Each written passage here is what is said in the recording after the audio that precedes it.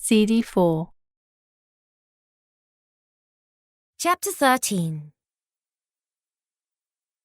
The following morning, Alex insisted that Flora should borrow one of her coats. It was slightly big on her, but even so she was in good spirits as they set off in Magnus's gleaming automobile, with Alex and herself snugly tucked under blankets in the back seats. "Take us to Battery Park, would you please, Thomas?" Alex asked. "I'm sure Connie would love to have a peep at the Statue of Liberty. There's a good view of it from there." Flora stared in awe from the windows as the car swept along. It was the first real look at New York City she had had. It had been much too dark to see a lot when she had first arrived, and she had been far too upset to take much notice of anything anyway. She was struck by the difference in the areas they passed. Some of them were slums, with hungry-looking children playing in the gutters outside, while other areas appeared to be very prosperous. In these parts, uniformed nannies strolled along the pavements with their noses in the air, pushing expensive-looking perambulators. "Of course, there is so much to do here, if you have a mind to," Alex told her. In the winter, people flock to Central Park to skate on the ponds, and there are a great many theatres, opera houses, and music halls to visit. Flora listened avidly, and once they arrived at Battery Park, she and Alex strolled to the perimeter to gaze out across the harbour to Liberty Island, where the huge statue stood in all her glory. In the park behind them, squirrels leapt from tree to tree, and watching them, it was hard to believe that they were in the middle of a city, although they didn't have the best view as it was somewhat foggy. An old bag lady passed by quite close to them, bundled up in layers of grubby, ragged clothes, and hauling everything she owned behind her in an old, rickety trolley, and Flora fished in her purse and handed her some coins.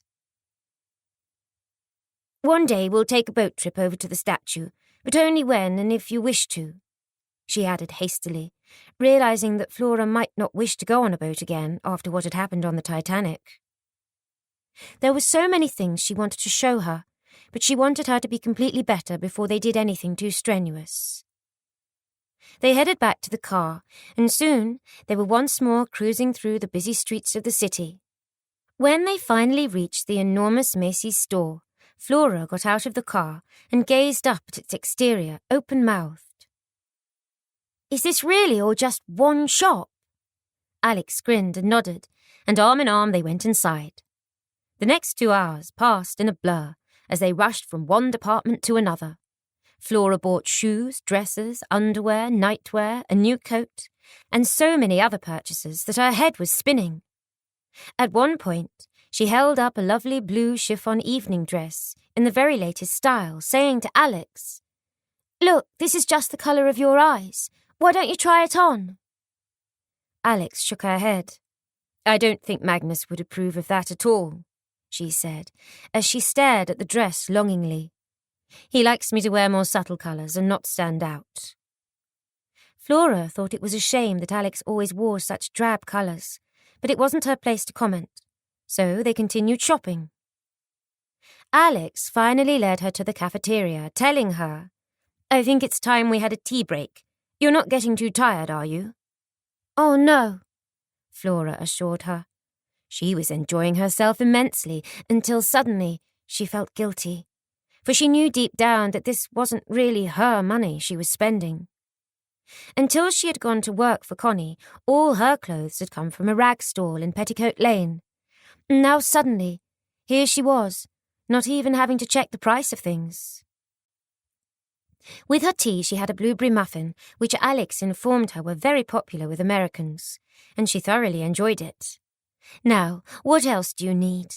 Alex asked, as she sipped at her drink. "I don't think we'll be able to carry any more when we collect everything we've bought already," Flora responded. Alex chuckled as she helped herself to a scone and spread it lavishly with butter and jam. "We don't have to collect anything. Now that you have an account here, everything will be delivered to the house later today," she informed her. Flora was surprised at the change in her. Back at the house, the woman tended to be very quiet and anxious, but now that she was away from her husband and stepdaughter, she was smiling and relaxed. Even so, As she thought of all the things she had bought, Flora's conscience got the better of her, and suddenly she wanted to go before she spent anything else. After all, she had stolen someone else's identity, and now she was spending their money like there was no tomorrow. Were she ever to be found out, she had no doubt whatsoever she could wind up in prison, and, truthfully, she knew that it would serve her right. I think I've had enough shopping for one day, actually," Flora muttered, and Alex was instantly concerned. "Oh dear, I fear I've made you overdo things," she fretted. "I was having such a nice time I forgot how ill you've been. Come along, I'll get Thomas to drive us home immediately, and then you must go straight to your room and rest until dinner." Flora felt worse than ever as she followed Alex through the store. She was such a kind person, and she really didn't deserve to be deceived. On the way home, Alex told her, "You might like to wear one of your new dresses this evening. Magnus has invited a business colleague and his wife and son for dinner." A mischievous sparkle appeared in her eye as she confided, "Between you and me, I think he's hoping the son will take a shine to Margaret. He's always inviting eligible young men to dinner, but none of them have seemed in the least bit interested in her up to now. It's hardly surprising, is it, really? She doesn't even attempt to make the best of herself, and she isn't the easiest of people to get on with either. Still, I dare say she'll get lucky one day." I can't help but notice that she can be quite rude to you," Flora admitted. Alex nodded in agreement. "Yes, she is, but she and Magnus are very close, so there would be no point in my complaining to him about it. He would simply take her side." "Did you and Magnus never want children of your own?" Flora inquired curiously, then instantly wished that she hadn't, as colour rose in Alex's cheeks. "Shortly after Margaret was born, Magnus had an illness that left him infertile," Alex told her wistfully. "So, in fairness, I knew even before I married him that I would never have a child. It didn't seem to matter at the time because he was so handsome and so kind that he swept me off my feet. My parents were totally against me marrying a much older widower, but I was at the age when I thought I knew best." She stared out of the window, and Flora saw that there were tears glistening on her long lashes as she went on. "For a while after our marriage, I was blissfully happy, but right from the start Margaret refused to accept me in her mother's place, and eventually it caused a rift between me and Magnus." Suddenly she stopped talking, and forcing a false smile to her face, she said, "Hark at me telling you all my woes. I shouldn't complain. I have a lovely home, and now I have you too, so I should be counting my blessings instead of feeling sorry for myself. Just take no notice of me." It was obvious that Alex wasn't happy, and Flora thought again that she should just leave Magnus and Margaret to it. She was still a very attractive woman. But then, perhaps she was afraid of leaving her husband and the stability he offered. Nothing is ever straightforward, she thought. She herself was a prime example. Look at the mess she was in now, and all because of one lie that had started aboard the Carpathia when they had assumed that she was Connie. Flora stared miserably from the window as she thought of her family and Jamie far away. She now had more money at her disposal than she had ever dreamed of. But at what cost? They would all be so disappointed in her if they knew what she had done, and the thought drained all pleasure from the day as she sank back in her seat. Within minutes of them arriving home, the delivery van from Macy's drew up outside, and a young man in uniform began to carry all Flora's purchases into the hallway. "Goodness, did you buy up half the shop?" Patsy asked with a grin as she started to cart all the boxes and packages upstairs to Flora's room. She oohed and ahed as she unpacked them and laid the contents across the bed, stroking the soft materials enviously. And then she felt guilty. The poor young woman had lost everything she owned when the Titanic sank, and here she was feeling jealous of her. Flora, meanwhile, had flopped down into the chair by the window, not showing much interest in her purchases at all. "Which dress would you like me to lay out for you to wear to dinner this evening, miss?" Flora shrugged. "Whichever you think is the most suitable, Patsy." Then I think this green one. It's such a pretty shade. It will set off your dark hair something lovely." Flora nodded without even bothering to look at the dress. So sensing that her new mistress wasn't in the mood for chatting, Patsy efficiently set about putting all the new things away, then crept from the room without another word. That evening, Patsy helped Flora to get dressed for dinner. But when she eyed herself in the mirror, she could feel no thrill at her new finery. It had all been bought with Connie's money, and once again the deception she was caught up in weighed on her heavily as she thanked Patsy and followed her down to the dining room. The family and their guests were already gathered there, and Alex rose and hurried across to draw her into the room, saying, "Why, you look quite beautiful, my dear." Then, turning to her visitors, a middle-aged couple with a spotty-faced son in tow, she introduced her. "Mr. and Mrs. Fallows, Levi, this is my niece, Constance." The woman, who was dripping in jewels and had a fox fur stole draped across her shoulders, inclined her head, while Levi, the son, gave her a dazzling smile, much to the obvious annoyance of Margaret, who up until then had been doing her best to get his attention. He looked to be somewhere in his late 20s. His short, dark hair was caked to his head with macassar oil, and he had a long beaked nose and buck teeth. Flora didn't take to him at all. Even so, she shook his hand politely and went to sit down, painfully aware that Margaret was still openly glaring at her. "Well, if we're all ready now, shall we take a seat?" Margaret said pointedly, looking at Flora as she rang for dinner to be served. As soon as everyone was seated at the table, the maid appeared and began to serve them with the first course. Margaret had made a beeline to ensure that she was seated next to Levi, and Flora was grateful for that at least. The way he was staring at her was making her feel distinctly uncomfortable. The starter was char-grilled mackerel, served with sweet and sour beetroot, and Flora noticed that Margaret cleared her plate in seconds. The main course was mustard-stuffed chicken, served with a selection of seasonal vegetables and tiny sweet potatoes, followed by poached pears and Poire Williams pudding. Flora had never heard of it before, but it turned out to be liqueur-soaked sponge topped with poached pears and cream, and was quite delicious. When the dessert had been cleared away, a selection of cheese and biscuits was placed on the table, along with a fresh pot of coffee, and Flora had to stop herself from groaning aloud as she politely declined any more food. She was so full that she was sure she would burst, but she saw that Margaret was still eating and wondered where she managed to put it all. Throughout the meal, the men had talked mainly of shipping, but Alex had said little. Margaret, meanwhile, had directed all her conversation at Levi, who was beginning to look slightly embarrassed. It was a relief for Flora when Magnus suggested that the men should retire to his study for a glass of port and a cigar, while the ladies rested in the drawing-room with a glass of sherry. "So, my dear, how are you enjoying New York?" Mrs. Fallows asked when they were seated in the next room. "I, haven't seen too much of it up to now," Flora answered quietly, desperately wishing she could just escape to her room. "Ah, well, there's plenty of time," the woman said, taking a dainty sip of her drink. "Your aunt told me that you were on the Titanic." She tutted. "It must have been very frightening for you."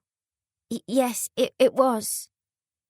Flora gulped as a vision of Connie falling to her death floated in front of her eyes, and Alex instantly addressed the woman, keen to change the subject. "And how is your daughter, Mrs. Fallows? I believe she recently gave birth to your first grandchild. They are both well, I hope?" "Oh, yes." Mrs. Fallow beamed now. "She had a little girl, Charlotte Elizabeth, and she is quite delightful. I just need to find a nice young wife for Levi now." She glanced at Flora meaningfully, and Flora felt a cold sweat break out on her brow. Margaret, meanwhile, was glaring at her, and suddenly Flora knew that she could stand it no longer. "I'm so sorry," she mumbled, rising so abruptly that she almost overbalanced her chair. "But I'm not feeling too well. Will you please excuse me?"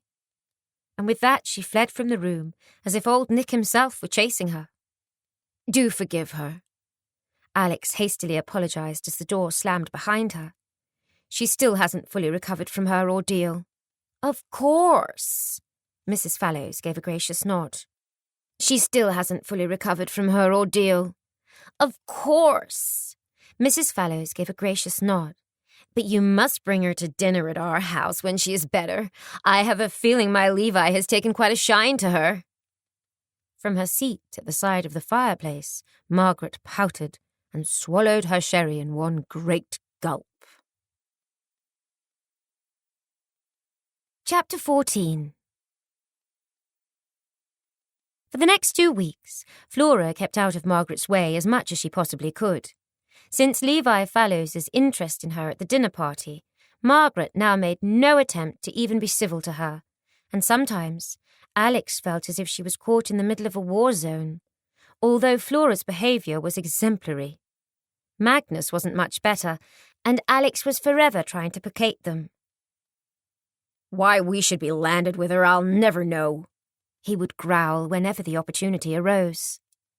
Alex knew better than to argue with him, and would quickly try to change the subject. But now it was taking a toll on her nerves, which felt as taut as piano wires. Finally, they were into May, and slowly the weather began to improve, so at least Flora could get out and about a little more to explore the area. If she didn't hop on a tram, she spent the day walking the streets and window shopping, and didn't get back to the house until it was time to get ready for dinner. Sometimes Alex went with her, but not often. Magnus seemed to disapprove of his wife spending too much time with her, and so mostly she set off on her jaunts alone. Already she had visited Brooklyn and Manhattan, but she particularly liked visiting the dockyards along the Hudson River. They reminded her of home.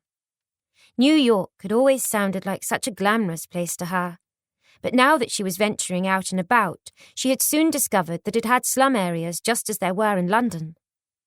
These excursions were the only times she felt truly happy, because she was away from the cold atmosphere of the house, and time again she wished that she had never begun the deception. But it was far too late now, and, somehow, she was just going to have to make the best of things. But she missed her family and Jamie and the simple life they had had. It was funny when she came to think of it. She had always envied people with money, but now that she had access to it, she realised that money couldn't buy happiness. Certainly not if Alex was anything to go by. The poor woman seemed to be permanently walking on eggshells trying to keep her husband and stepdaughter happy, and Flora thought that if Alex did leave, as she wished she would, they surely wouldn't care if the way they talked to her and treated her was anything to go by. The one bright spot in her life was her maid, Patsy, who always had a cheery word and a smile for her. "The master's holding another dinner party tonight," Patsy confided to her one morning as she tidied Flora's room.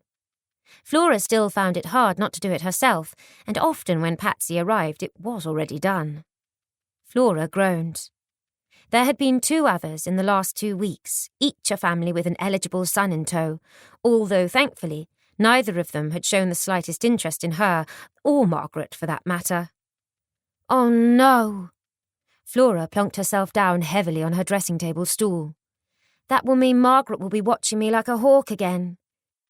She could talk easily to Patsy, just as she once had to Connie, who she still missed terribly, possibly because they were of a similar age, and she knew that she could trust her not to repeat anything she said. Patsy giggled. All the staff were aware that the master was desperate to find a husband for his daughter. "Perhaps they should find someone with a blind son," she said with a wicked twinkle in her eye. "He wouldn't be able to see how plain she is then, though that wouldn't really matter if she was nice, would it? Trouble is, I don't think she's got anything going for her. She's fat, ugly, and rude and unkind." "Well, I wouldn't have put it quite that bluntly," Flora answered, trying not to grin as Patsy plumped up the pillows on her bed before smoothing them out again. "Why not? It's the truth, ain't it? But anyway, what are you going to do with yourself today?" "Oh, I thought I'd just go out and have a wander about." Truthfully, Flora was finding having so much time on her hands was becoming boring now. Well, judging by the tangle this bed was in, you had another bad night," Patsy said observantly. Flora flushed. The nightmares were getting worse, if anything, and she supposed it was down to her guilty conscience. The only comfort she had was knowing that her family in England were receiving a monthly payment from her, which she hoped would make life a little easier for them. After Patsy had left, Flora gathered her hat and coat together and headed out into the street. After a while, she found herself outside a tailor's shop in a gloomy little back street. She was admiring the suit displayed in the window when the shop door opened and a tiny man who barely reached up to her shoulders popped his head out. "Boker Tov," young lady," he said, and Flora realized that he was Jewish. "May I help you?" "Oh, no, I was just admiring the suit," she explained. He nodded. "It's good stitching, yes?" "Very good," Flora responded with a smile. "And what brings such a pretty young lady to the back streets?" Flora lifted her shoulders. "I'm staying with my aunt, and I was bored, so I decided to do a little exploring." "Ah!" He shook his head, making his tiny skullcap wobble dangerously. "It is good to walk and exercise, but perhaps not in certain areas. There are many bad people hereabouts," he warned. "They will pick your pockets without you even knowing they have touched you. Or worse still, they will drag you into a brothel. Avoid Soho at all costs, my dear. There are many ladies of the night there." "Thank you, I'll remember that," Flora said, casting an anxious glance across her shoulder. She would heed his warning and be careful where she walked in future. The little man disappeared into the shop, and Flora made her way back to Alex's house to find Patsy was waiting for her in her room with her clothes laid out across the bed. As soon as she saw Flora, Patsy whistled through her teeth. "Oh, you cut that fine, didn't you, miss?" the girl said. "You know what a stickler the master is for punctuality. His guests will be arriving within the hour, but I've run your bath for you, so if you go and pop in it, I'll help you get dressed when you're finished." Flora sighed and did as she was told. Thanks to Patsy, she was ready on time, and as she started down the stairs, she heard Alex and Magnus greeting their guests in the hallway. It looked like another dreary night lay ahead. And then, as she neared the foot of the stairs, she found herself staring into a face that she recognized, and she felt the color drain from her cheeks. "Ah, Mr. and Mrs. Johnson, Tobias, this is my niece. You might have met on the Titanic." Flora's legs seemed to have developed a life of their own as she stared into Toby's eyes. "I believe we did briefly," he said with a wicked grin, "although I can't remember the name."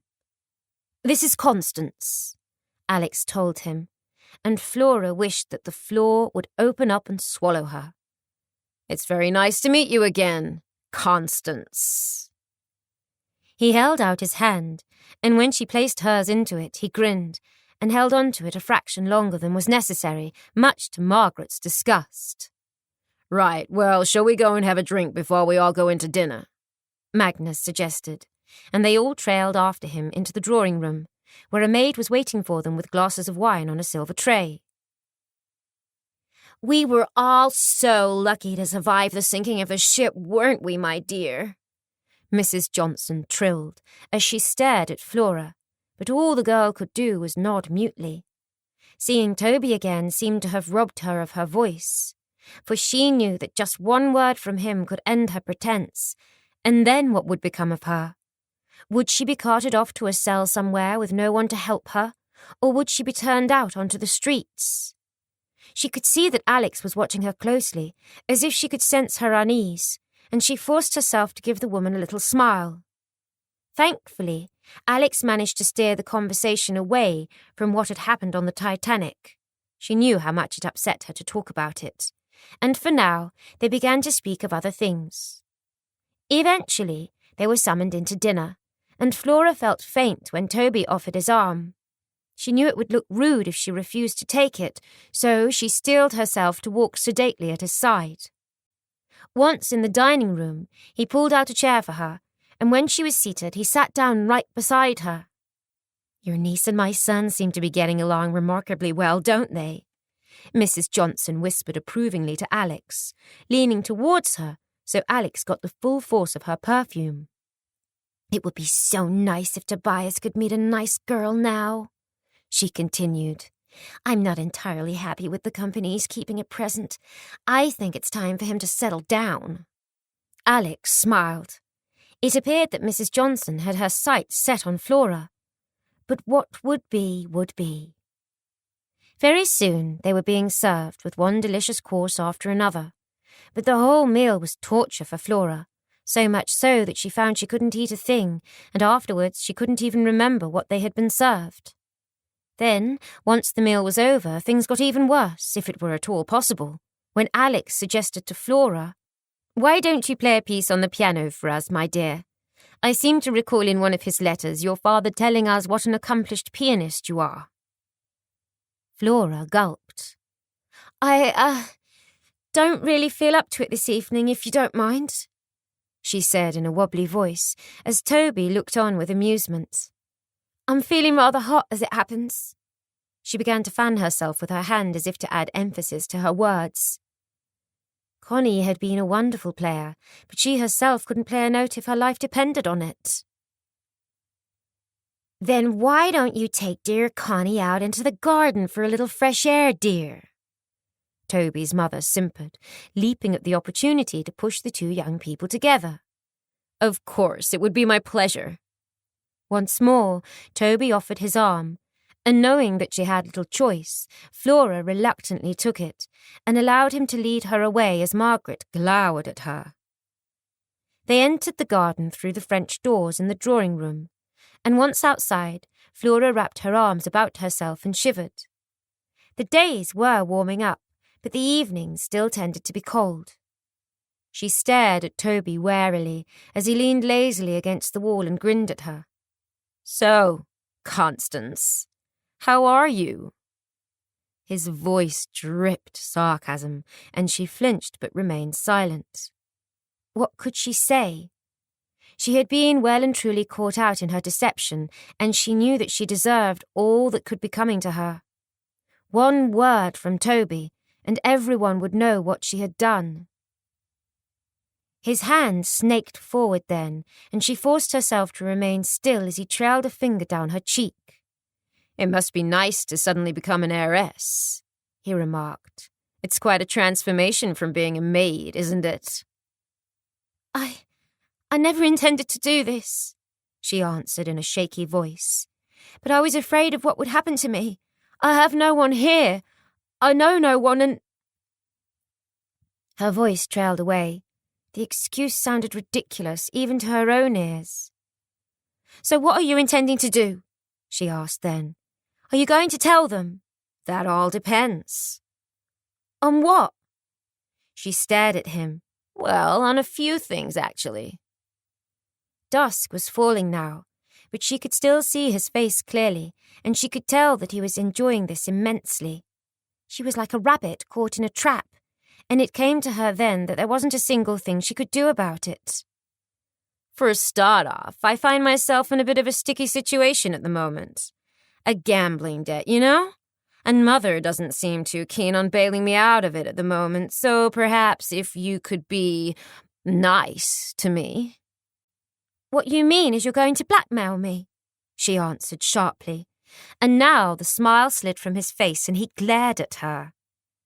Don't you come the injured party with me, he growled threateningly. A few gambling debts are nothing like as serious as what you're doing, impersonating a dead girl. I could blow the whistle on you right now, and then you'd be out on your ass on the streets. And what would become of you then? Hey?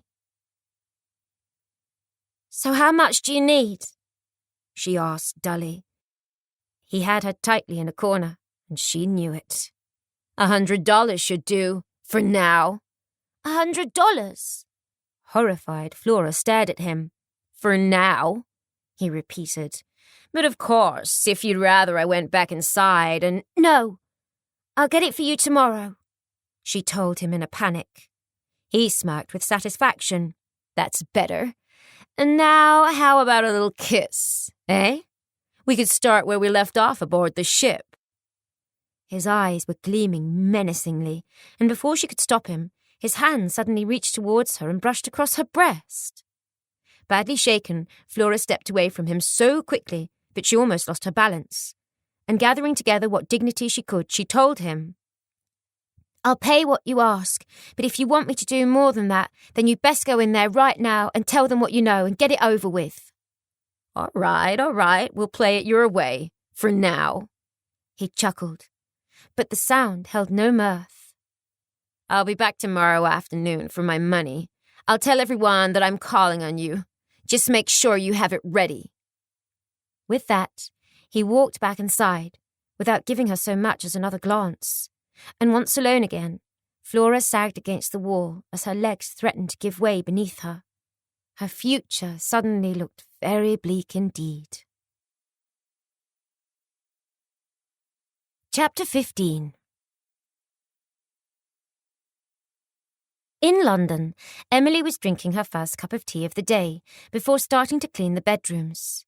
Timmy had left for school, and all the others were at work, so she welcomed these few moments of peace and quiet before she began her chores. She always changed the sheets on all the beds on Mondays, weather permitting. She would then take them to the small wash house that was shared by the rest of the courtyard, and after scrubbing them and feeding them through the mangle, she would hang them on the lines stretched across the courtyards to dry. It had always given her a measure of satisfaction to see them looking crisp and clean as they flapped in the breeze, but since news had come that her firstborn had perished on the Titanic, each day now was just another monotonous list of tasks to endure and somehow get through. Added to her grief for Flora was her concern about her second eldest, Ben. She'd heard it rumoured that he was mixing with a bad crowd lately, and she knew for a fact that he'd been skipping work. The Wilkinsons' lad in the cottage opposite, who Ben usually teamed up with on the docks, had told his mother, although Ben had strongly denied it when she confronted him about it. An added worry was a rather lovely pearl necklace she had found under his pillow when changing his bed some weeks back.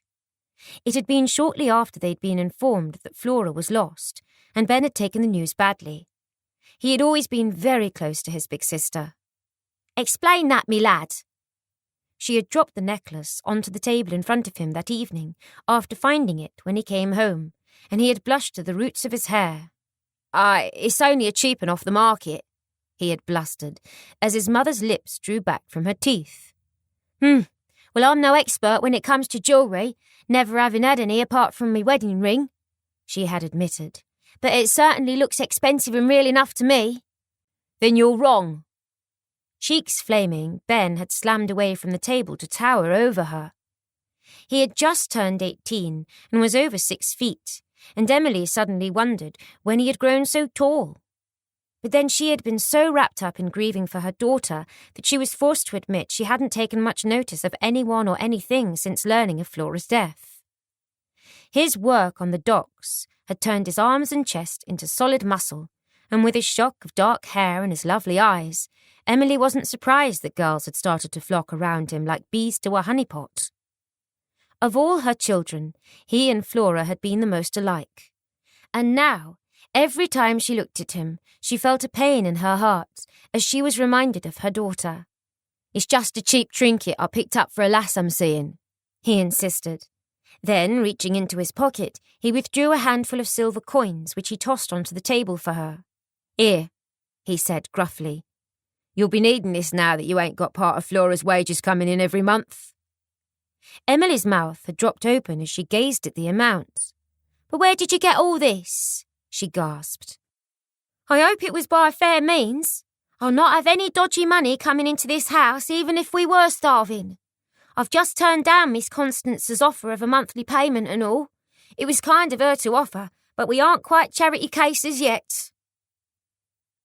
"It's not dodgy," he'd told her sulkily. "I've been working extra shifts down at another part of the docks. That's why Bobby Wilkinson ain't seen me." "Oh, son." Emily was instantly contrite. "I'm sorry I doubted you, but take some back for yourself. I don't expect you to tip up every penny to me." "I've enough for my needs." He sat down again, avoiding her eyes as she grinned. "And who is this lass you're buying trinkets for?" she teased, as he snatched the necklace up and dropped it into his pocket. "And when are you going to bring her home to tea to meet us all?" It felt strange to think of him walking out with a young lady, but then she had reasoned she hadn't been much older than he was now when she had married, so how could she object? "I won't be bringing her home, it ain't that serious," he said sulkily, as Timmy came into the room, his cheeks glowing. He'd been playing marbles on the cobbles in the courtyard with the children from the adjoining cottages. Emily had turned to tell him to wash his hands before sitting down to his tea, and when she had turned back, Ben was gone. She had assumed he'd slipped away to meet his young lady, but then as time went on, her concerns grew again. Sometimes now it was the early hours of the morning before he came home, and suddenly he was nervous and edgy, whereas before he had always been outgoing and fun. I sometimes think you want something to worry about," her husband had teased her when she mentioned her concerns to him. "He's growing up, woman. He's probably off somewhere sowing his wild oats. And don't forget, he's also still grieving for our Flora and all. They were close and he's missing her." "I dare say you're right." Emily had let the matter drop then, but she was still concerned. Now, with a weary sigh, she drained her cup and trudged upstairs to start stripping the beds. Thankfully, it was a fine day, so hopefully the sheets would dry outside. Throughout the winter, she had had to string them up on lines stretched across the ceiling from one corner of the room to the other, which only added to the damp atmosphere in the cottage. But then she supposed she was lucky compared to some. At least she had her own front door. Many thereabouts lived in rented rooms, huddled together like flies. It took her no more than a matter of minutes to strip the sheets from the beds. She had it down to a fine art now. But when she came to Ben's bed, she frowned. There was yet another piece of jewellery tucked beneath his pillow, and she didn't need to be an expert to see that this was no cheap trinket. It was a gold ring set with blue stones and diamonds that flashed in the light, filtering in from the tiny leaded window. She had seen a blue stone like this one before in the window of a posh jeweller's shop in Oxford Street, and had remembered it because of the beautiful vivid cornflower blue colour. Now what was it called? A sasp? No, a sapphire. That was it. This must be one because no piece of glass could ever be cut to sparkle like this, surely. She frowned as she lifted it to examine it. She'd get the truth out of Ben tonight if it killed her, she promised herself, as she set the ring on the small chest of drawers at the side of his bed, thinking about how the day before, Jess Bromley from across the other side of the courtyard had almost broken her neck to tell her that she'd seen Ben talking to Gus Miller, a criminal who was well known to the police. "Well, there's no harm in speaking to someone, you know, Jess," Emily had told the woman, but inside she was quaking. What would her lad be doing mixing with the likes of him? It was no secret that Gus had gangs of young lads who were only knee-high to grasshoppers out pickpocketing for him. And then there were the older lads who did the more serious crimes like breaking and entering. Gus had taken most of them from the workhouse, and the police were always after him. But Gus was as wily as an old fox, and they could never pin anything on him. But my Ben wouldn't be daft enough to get mixed up in something like that, she tried to convince herself, as she filled the tin bath in the wash-house with water from the pump and began the tedious job of washing the sheets. The day passed in a blur, and by the time Timmy got home from school, the little cottage was as clean as Emily could make it, and a tasty stew with fat, juicy dumplings floating in it was simmering on the range. Like most women from thereabouts, Emily was adept at rustling up a meal from almost nothing. "There's been a robbery out at one of the big posh houses in Mayfair," Timmy informed her innocently as he drank a glass of milk almost in one swallow. He was growing like a weed, and Emily teased him that he must have hollow legs, for she never seemed able to fill him up. "I heard the teachers talking about it while I was in the playground when we was having us break. The robbers took lots of jewellery, but worse than that, someone got hurt real bad. A lady tried to stop 'em, and they pushed her down the stairs. The teachers reckoned she might die." "How awful," Emily replied, her stomach churning as she thought of the ring upstairs. At the first chance she got, she hurried up there and slipped it into her pocket. But no, she tried to convince herself, Ben would never be so stupid, would he? She knew for a fact that he hadn't come in till the early hours of the morning, for she had lain awake listening for him. Then, today, when she rose, he had already gone out again. "I'll have it out with him the second he sets foot through the door," she promised herself. Meanwhile, she tried to concentrate on the family who were arriving home for their dinner.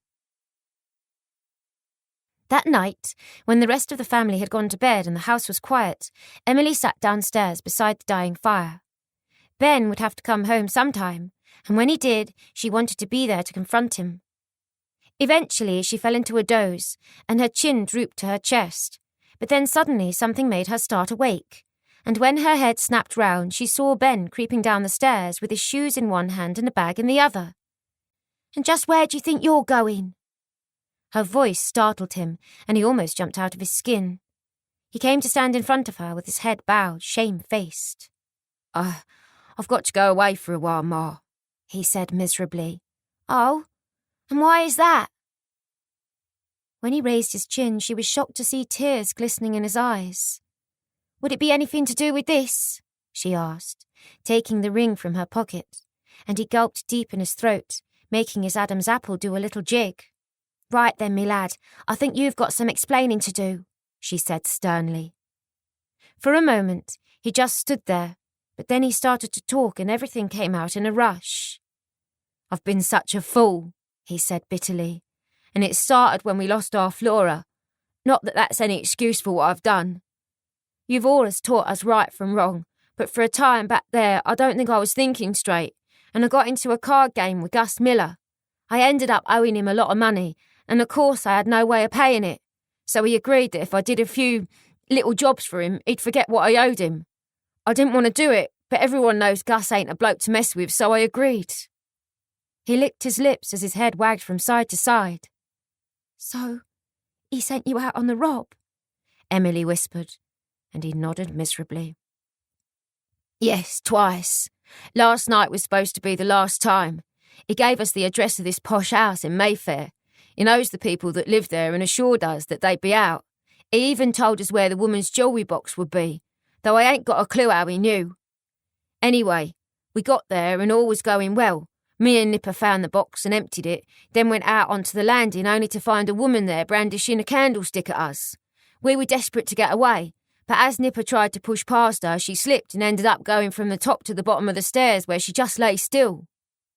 He started to cry then, great gulping sobs that shook his body. We never meant to hurt no one, Ma, I swear it. And if the woman dies, I don't know how I'll live with myself, even though it were an accident. He took a few deep breaths before going on, as his mother listened to the story, horrified. That ring, he pointed to the one in his mother's hand, must have just got caught in the lining of me pocket. We went straight to Gus after we left the woman's house and passed everything over to him. I didn't realise I still had that till I got home. But if the woman dies, the police will come looking. Gus won't take the rap if they catch him. He'll squeal like a stuck pig and put all the blame on me and Nipper. Ah, so it was Nipper you were with, was it? Ben and Nipper had been friends since they were barely out of nappies, but the lad had gone off the rails since he'd left school. She should have guessed that it would be him Ben was with. Ben nodded, his face waxen. He's disappeared and I need to do the same till things quieten down. We can't risk staying around here, not till we know if the woman is going to survive. You do realise that, don't you? He reached out to squeeze her hand, but her throat was too full to answer him, so she merely nodded. As much as she hated the thought of him going away, she hated the thought of him dangling at the end of a noose even more. And if the woman should die, God forbid, she couldn't bear the thought of losing yet another of her offspring. So where will you go? She forced herself to ask shakily. We're getting on the first boat out of the docks tonight, if we can. But I'll get word to you where we are when I know. Meanwhile, keep that ring. You might be able to pawn it when the heat's died down a bit. He rose and lifted his bag again. It was time to go, and he didn't want to prolong the goodbye. It was just too painful. Be careful, lad, and may God go with you. Emily stood and kissed him on the cheek before gently pushing him towards the door. As soon as it had closed behind him, she sat back down in her chair and, rocking back and forth, she finally gave way to tears. She had no idea how long she sat there, but eventually she rose and lifted her shawl from the hook on the door. Then, quiet as a mouse, she let herself out into the velvety black night. She knew every inch of the alleys like the back of her hand, and soon she came to the docks behind the warehouses. She stood for a moment, staring down at the flotsam in the dark water. Then, raising her hand, she flung the ring as far away from her as she could. She heard a gentle plop, and satisfied that it was lost forever, she retraced her steps. It might have been worth a king's ransom for all she knew, but should the police come sniffing around and find it, it would prove her lad's guilt, and she couldn't risk that. She would rather starve. Chapter 16. The following morning, when she went down to breakfast, Flora found another letter from Mr. Wainthrop waiting for her. It still felt strange to open mail that was addressed to Connie, and she'd almost ignored it. This living a lie was turning out to be a lot harder than she had thought it would be, especially now Toby had clocked on to what she was doing. The letter informed her that her family had politely declined the offer of a monthly wage, and she was bitterly disappointed. Although in hindsight, she supposed she should have realised that her mother was too proud to accept what she would class as charity. If she hadn't already have lost her appetite thanks to Toby's threats the night before, this letter would certainly have taken away any desire for food. She felt sick with guilt, and she suddenly missed her family unbearably. "Are you feeling unwell?" Alex glanced at Flora as the girl picked at her food. "You look a little pale. Did you have a nightmare again?" "No, I'm quite well, thank you," Flora answered as Margaret glared at her. "But I think I might go out and get a little fresh air this morning." She needed to visit the bank to withdraw the money that Toby had demanded. Otherwise, one word from him and it would all be over. Part of her hoped that he would say something and just get it over with, because the strain of having to watch every word she uttered was becoming too much. The other part of her was terrified of the consequences, and so for now she had decided to just give him the money and try to placate him. The rest of the meal passed in silence. Margaret never attempted to make any conversation with her or Alex, and so Flora was relieved when she could excuse herself and escape to her room. She found Patsy there making her bed, and the girl gave her a cheery grin. For a moment Flora envied her. Her life had been as simple as Patsy's was when she had been Connie's maid, but now everything was so complicated. "Off out, are you, miss?" Patsy asked, as Flora took her hat and coat from the armoire. "Just be sure not to go getting yourself lost." "I shall be fine," Flora assured her, and without another word she made for the hallway, where she met Margaret just going into the drawing room with an armful of magazines. "Off out to meet one of your beaux, are you?" She smirked nastily. "Looking like that, you'll probably get asked what you charge, especially if you flirt like you do when we have guests visit." Choosing to ignore her, Flora marched towards the door and let herself out into the street. But once outside, tears burned at the back of her eyes. Why was Margaret always so horrible to everyone, she wondered.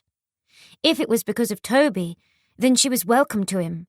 In fact, Flora wished to God that it was Margaret he was paying attention to and not her.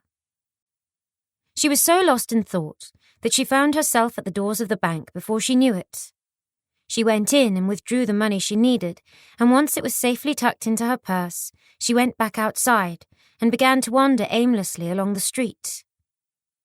Now, more than ever, she regretted what she had done, but the problem was she had no idea how she was going to keep up the pretense. It was some time later, when she suddenly stopped to take stock of where she was, that she realized she was completely lost. Looking around, she noticed with a start that almost all the people she was passing were Chinese. So she guessed she must somehow have wandered into Chinatown, a part of the city Alex had warned her to avoid. Flora's heart began to thump. The streets were narrow and dark, and lined with tiny shops selling bunches of herbs and spices, and the smell of curry added to the stench from the docks was overpowering. She felt as if everyone was staring at her, as if they could sense the $100 she had tucked into her purse. Breathing heavily now, she looked up and down the street, unable to get her bearings. Suddenly, the buildings seemed to close in on her, and she could almost sense people creeping up on her. Turning about abruptly, she began to retrace her steps, her bag suddenly feeling like it weighed a ton. She wasn't even aware that she was almost running and crying, until a gentle hand on her arm startled her and she spun about to find herself face to face with a strikingly pretty Chinese girl, who looked to be about her age, with coal-black hair that hung down her back like a shimmering cape, and deep dark eyes to match. She was very poorly dressed, but she seemed to be kind. Missy is okay, yes? The girl seemed so genuinely concerned that Flora began to cry even harder, and leaning against the nearest wall, she let her chin droop to her chest. Ah, Missy is lost, yes? Do not worry, I will help you. My name is Jai Li. That's pretty, Flora hiccuped.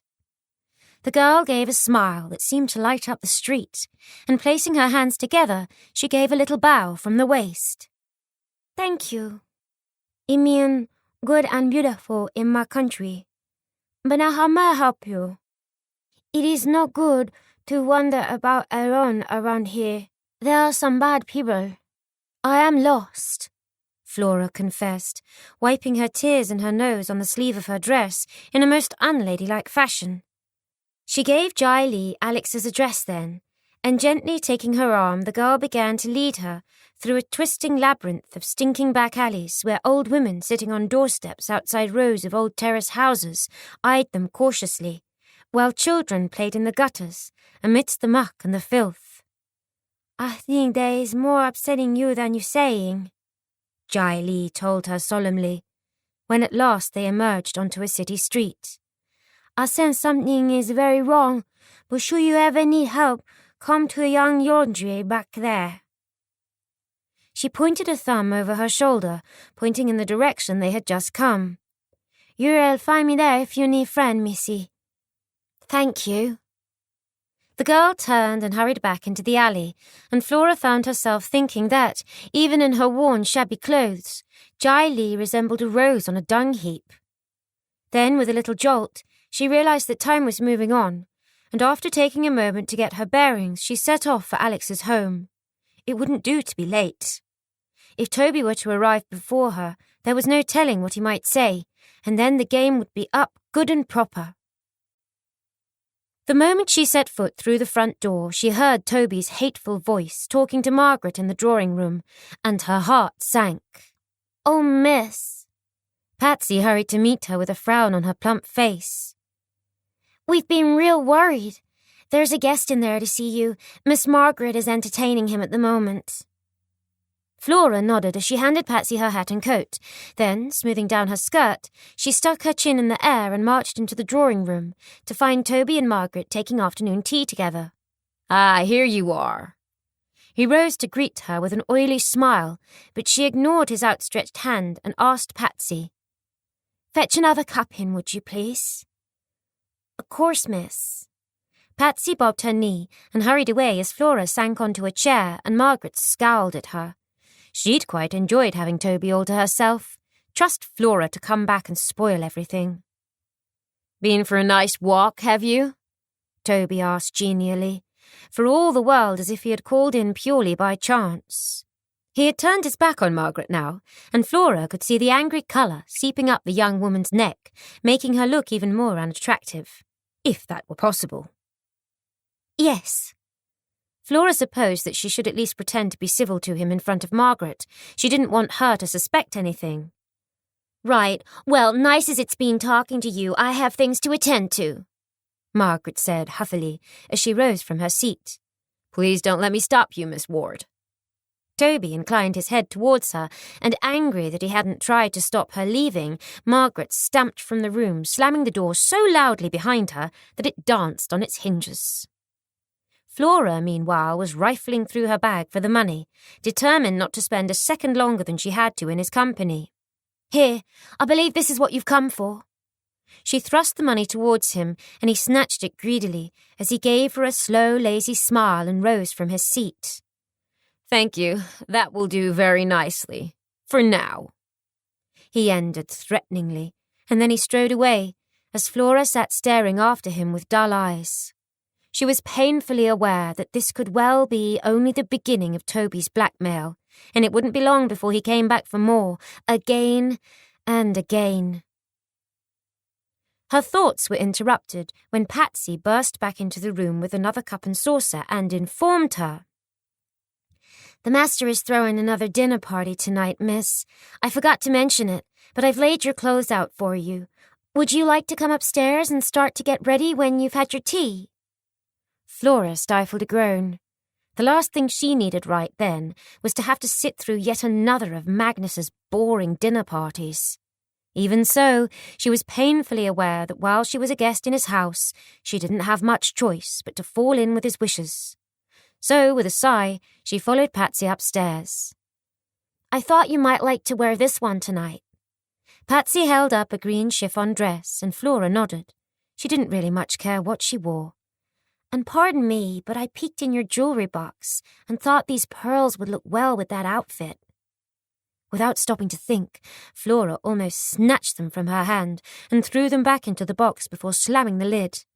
Patsy looked startled and instantly repentant. Flora muttered, "Thanks, Patsy, but I don't think that dress needs any more adornment. It's one I bought when I went shopping with my aunt, and I'm sure it's quite pretty enough on its own." "As you wish." In a huff, Patsy sniffed before going into the bathroom to run the bath. She'd never seen Flora wear a single thing from her jewellery box since she'd arrived, but she supposed it was up to her at the end of the day. "But if they were mine, I'd wear them all the time," she thought, as she tested the water with her elbow. Back in the bedroom, Flora stood at the window with the jewellery box clutched to her chest. How could she wear Connie's jewellery? It would be yet another betrayal, and suddenly the need to see Jamie was overwhelming. "Oh, what have I done?" she asked herself miserably, but silence was her only answer. Soon after, Flora was sitting through another boring evening, when once more yet another eligible man was paraded in front of Margaret. For a second, Flora almost found it amusing, for it reminded her of some cows she had seen being paraded in front of prospective buyers at a cattle market. This time, the poor unsuspecting chap who accompanied his elderly parents looked to be middle-aged. He was almost as far round as he was high, and completely bald, and even Margaret didn't attempt to flirt with this one. But then, even had he been handsome, Flora knew he could never have compared to Jamie. As always, Magnus dominated the conversation, while Alex sat silently at his side, sedately dressed, as always, in a plain dove-grey dress, with no adornments whatsoever, apart from a strand of pearls, that Flora thought looked identical to the ones in the jewellery box upstairs. The food, as always, was delicious, but Flora was glad when she could make her excuses and slip away to her room. Once there, she stood at the window for a long time, staring down at the street below and thinking of her family and Jamie as a wave of homesickness swept through her. Connie had planned to stay here until she reached her 21st birthday, then return to her home in London. But how could Flora ever do that? She knew Mrs. Murray would guess immediately what she had done, and then what would happen? The only other option was to instruct Mr. Wainthorpe to sell the house in London and remain in New York. But already Flora knew that she didn't wish to do this. She had an idea that now Toby was aware of her deception, he would take full advantage of the fact until there was nothing left of Connie's inheritance, and then what would she do? She had already taken a large sum of money out of Connie's account, and should she do this too often, Mr. Wainthorpe was sure to become concerned. She supposed that she could simply draw enough money from the bank to obtain a return ticket to London, but then what would she do when she got there? Her family believed she was dead, so she could hardly turn up now out of the blue, and Jamie probably didn't even think of her now, which served her right. They would know immediately that she had lied, and then she would be just as badly off there as she was here. The problem seemed insurmountable, and that night Flora tossed and turned in her bed as she tried to come up with a solution to the mess she had got herself into. Chapter 17. A few days later, Alex came down to breakfast sporting a black eye that would have looked more in keeping on a boxer. She flushed as she saw Flora staring at it, and after helping herself to a cup of tea from the pot, she said sheepishly, I had a bit of a run-in with my wardrobe door last night and walked straight into it." Margaret smirked as Flora frowned. The whole household couldn't have failed to hear Magnus shouting at her the night before, after he had returned late from his club, and it was more than obvious what had happened. Although Flora didn't confront her about it until Margaret had eaten her fill and left the room. "So, how did you really hurt your eye?" she asked gently, and was dismayed when Alex hung her head and began to cry. "Magnus did that to you, didn't he?" Flora probed. She had heard the man shouting at her many times before, although she had never noticed any bruises. After a moment, Alex reluctantly nodded. "Yes, but he's sorry now. He has such a temper, you see, and I'm afraid I have a bad habit of speaking before I think." "No, I'm afraid I don't see." Flora was furious. Alex was such a kind person, and as far as she was concerned, she certainly didn't deserve to be treated that way. "A long time ago I did something very bad," Alex confessed. Then, in a small voice, as she glanced nervously towards the door, "It would have served me right if Magnus had thrown me out onto the streets, but he forgave me. So you see, if every now and then I upset him, I suppose I deserve it." "You mean to tell me that this has happened before?" Flora was horrified. "But no one deserves to be hit. Why'd you put up with it?" "Because I have nowhere else to go," Alex replied simply, and after taking a deep breath, she went on. "Long ago, when your mother and I were young, I met Magnus when he was visiting England on a business trip. Your mother had recently married your father, but your grandmother was very ill, and she died shortly after, leaving behind a trail of debts. Magnus stepped in and offered to help if I married him, and it seemed my only way out. I didn't love him then, but I thought it would come with time. So we married. He settled up my mother's debts, and I moved here to live with him and Margaret. She resented me from day one, believing that I was trying to take her late mother's place, although I swear that was never my intention. She was just a little girl then, and I had dreams of us becoming friends. I knew that I would never be able to provide her with a stepbrother or sister. Magnus had quashed that dream when he informed me shortly before our marriage that following an illness he could no longer father any more children." Her eyes had become misty as her mind drifted back in time, but she suddenly jerked, as if aware that she might have said too much, and hurried on. "Oh, just ignore me, dear. This is nothing, really. He didn't mean to do it, and it will be healed in a day or two." Flora clamped her lips shut. It was clear that Alex wasn't going to say any more, but she felt desperately sorry for her, and worse still for deceiving her. Alex scuttled out of the room then, and left her alone with her thoughts. Flora sighed. Another boring day stretched ahead of her. She had soon discovered that being a lady of leisure could have its drawbacks. So, after fetching a magazine from the morning room, she decided to go outside and read in the morning sunshine. She had no sooner settled in a chair in the rather pretty sunken rose garden when Patsy appeared. "Mr. Johnson is here to see you, miss. Shall I tell him you'll come in, or shall I send him out here?" Flora's heart sank as she clenched her hands into fists so that Patsy wouldn't see how they had started to shake. But she had no time to answer, for at that moment Toby appeared. "You may go back inside," he told Patsy firmly, and although she bobbed her knee and quickly turned about, Flora had seen the disapproving look on her face. "He's no gentleman at all," Flora heard the girl murmur as she retraced her steps.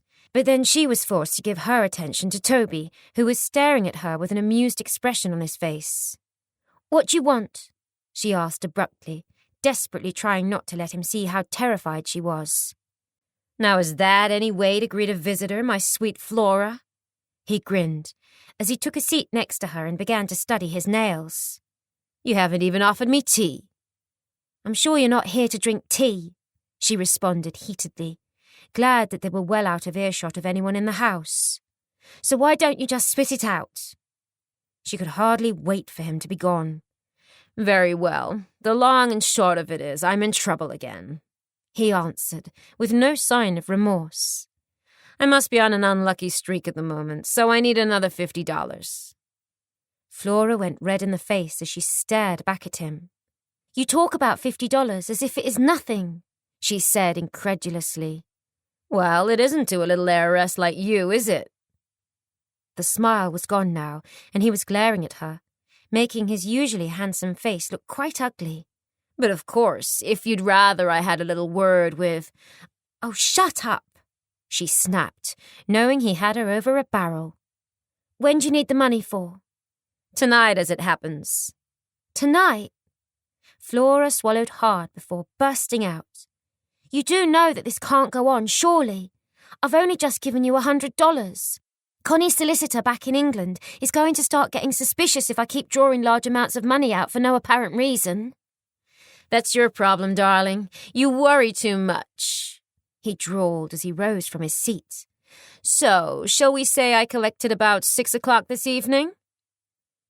Flora so wanted to slap the silly smile off his face, but she knew he had her hands tied behind her back, and so she clenched her teeth as he casually strolled away, stopping to pluck a delicate red rose from a bush and insert it into the buttonhole of his expensive suit on the way. She sat there seething for a time, but then despair washed over her, and lowering her head, she began to weep. Suddenly, Margaret appeared with a smug smile on her face, and Flora hastily mopped away her tears. So, Margaret grinned maliciously. Entertaining gentlemen callers in the garden now, are we? Flora frowned at her as she rose swiftly and snatched up her magazine. She had held her tongue and not reacted to any of Margaret's sly comments up to now. She was a guest in Margaret's home, after all, but today she was in no mood for her spite. "Don't be so ridiculous," she replied scathingly. "Toby was just passing and called in to say hello." She made to march past her, but Margaret's next comment made her stop dead in her tracks as a cold finger snaked up her spine. I saw him coming down the path. I was collecting some roses for the dining room." She pointed to the half-full basket on her arm. "But why would he call you Flora? And why would he expect you to hand money over to him? I heard him quite clearly." The colour drained from Flora's face as she stood there trying to think of some plausible excuse. We became friends on the Titanic," she faltered. "And it seems like he's got himself into debt gambling, so he called to ask if I could lend him some money to get him out of a tight spot. I don't suppose he wants his parents to know about it. And he didn't call me Flora. You must have misheard him." Margaret grinned. "It didn't sound like he was asking a favour to me.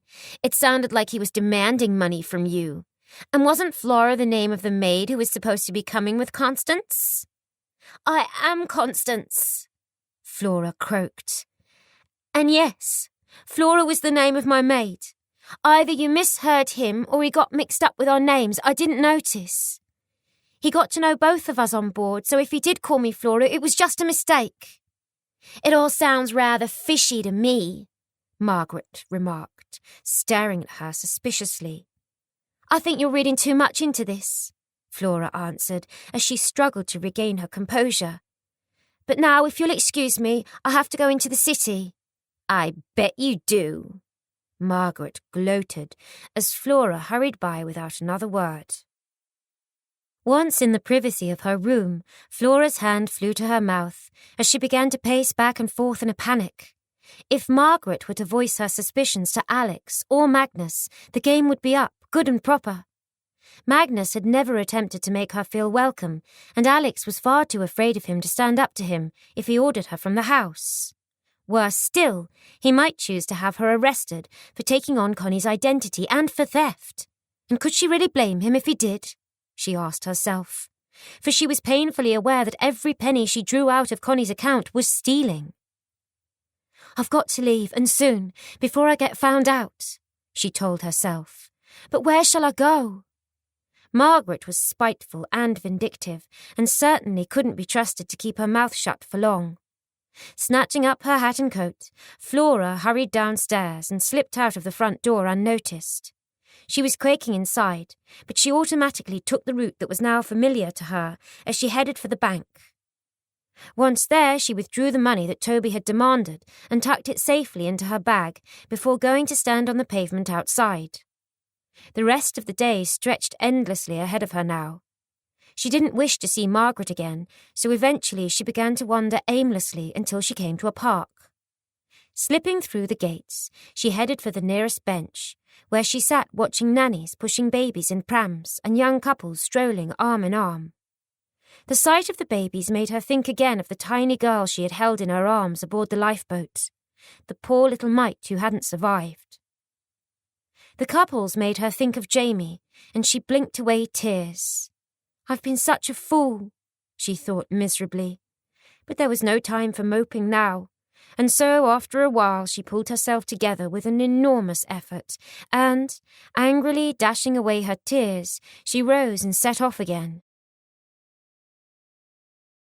End of CD 4. CD 5.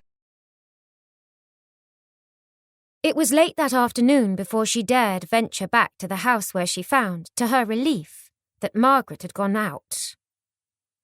"Ah, here you are, dear." Alex greeted her as she came out of the drawing-room with a book under her arm. "A letter from Mr. Wainthorpe came for you while you were out, and one for me too, inquiring after your health and asking me how you were settling in. I must say, he does sound like a very caring man." "He is." Flora lifted the letter that had been left for her from the silver tray in the hall table. At the thought of his kindness, Flora's insides shriveled with guilt. She was sick of having to watch every word she said, and the longer it went on, the more difficult it became. But at least it was clear that Margaret hadn't carried out her threat as yet, because if she had, there was no way Alex would have greeted her as she had. Even so, Flora knew deep down that it was only a matter of time now. Margaret had made it more than clear that Flora wasn't welcome there, and now she would surely use the information she had gained to her advantage. She gave Alex a smile, then hurried upstairs to read Mr. Wainthrope's letter in the privacy of her room. "My dear Constance, I thought I would just drop you a quick line to check that all is well and that you have recovered from your dreadful ordeal. I visited Flora's parents and siblings again last week, just to see how they were coping and to try to persuade them again to accept the money you have offered, but they are still flatly refusing what they think of as charity. They are understandably still deeply upset about Flora's death, as I'm sure you are. I know that you were very fond of each other, so I hope that you are coping. Mrs. Merry sends her love as always, but she too is deeply upset at Flora's loss. She is doing a sterling job of looking after the house. Have you made a decision yet as to whether you wish to keep it, to return to eventually, or have it sold? There is, of course, no rush. Just inform me what you want to do when you have reached a decision, and I will carry out your wishes. Meantime, I am always here if there is anything at all I can do for you. With very best wishes, Victor Wainthorpe." Tears slid down Flora's cheeks again as she carefully folded the letter and returned it to the envelope. She thought of the pain her family must be enduring, and in that moment she knew that enough was enough. She couldn't go on living a lie for a moment longer. Before she could change her mind, she locked the door. It wouldn't do if Patsy were to walk in and catch her packing. And hurried to the wardrobe, where she withdrew one of the bags that some of her new clothes had been delivered in. She was determined that she wouldn't take much, so she packed only one change of clothes, a nightshirt and some underwear. The rest was left hanging in the wardrobe, for everything had never really been hers anyway. Then she sat down to write a note to Alex, and it was one of the most difficult things she had ever had to do. She sat for some time staring at the paper, and eventually, with shaking hands, she began. "Dear Alex, I know after you read this note you will never forgive me, and I don't blame you, for I have done something quite unforgivable.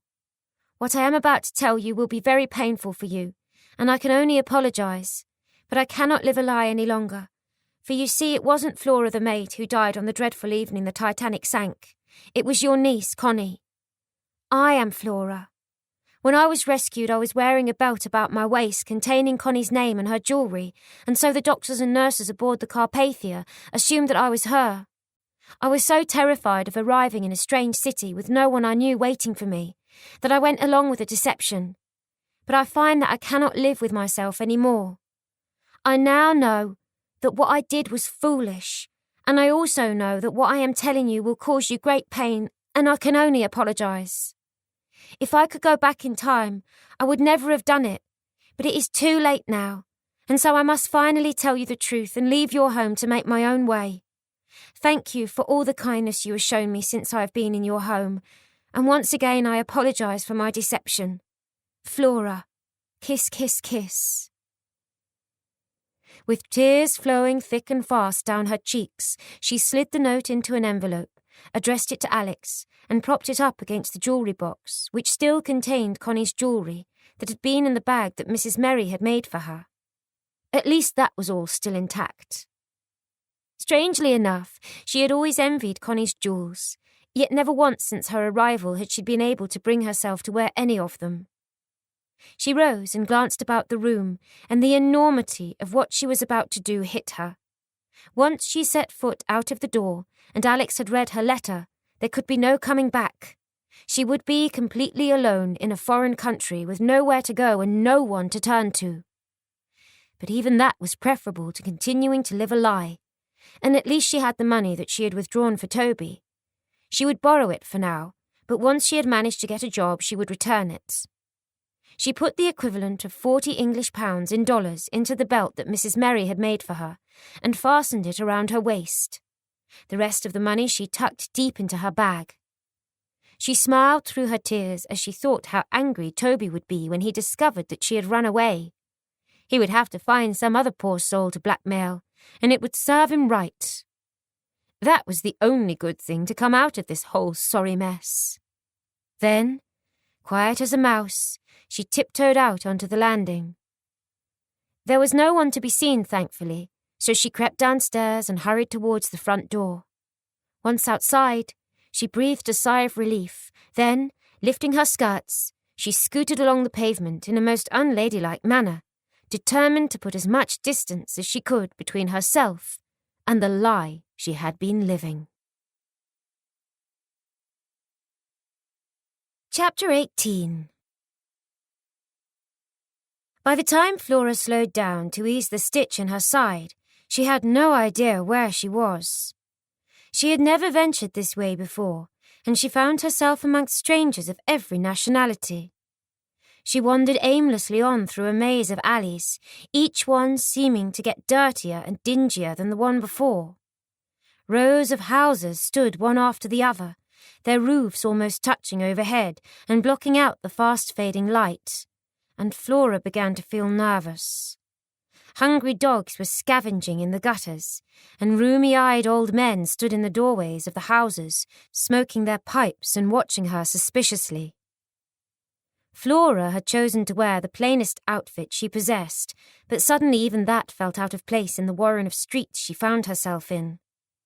Clutching her bag tightly to her, she scuttled along, but she could feel curious eyes burning into her back. The air was echoing with the sounds of couples fighting and swearing and children crying, and once again she felt as if she had stepped into a nightmare. She remembered many such places like this back home in London, and had always been warned by her parents to stay well away from them, especially at night. And now, here she was with nowhere to go and no idea where she was going to spend the night. Admittedly, she consoled herself, she had money. But should she choose to stay in one of the grander hotels, it would be gone in the blink of an eye. And if she were to stay somewhere less salubrious, there was every chance she could be set upon and have her money stolen. Silently she cursed herself. Why hadn't she thought things through before running away? She didn't even have anyone she knew to ask advice of.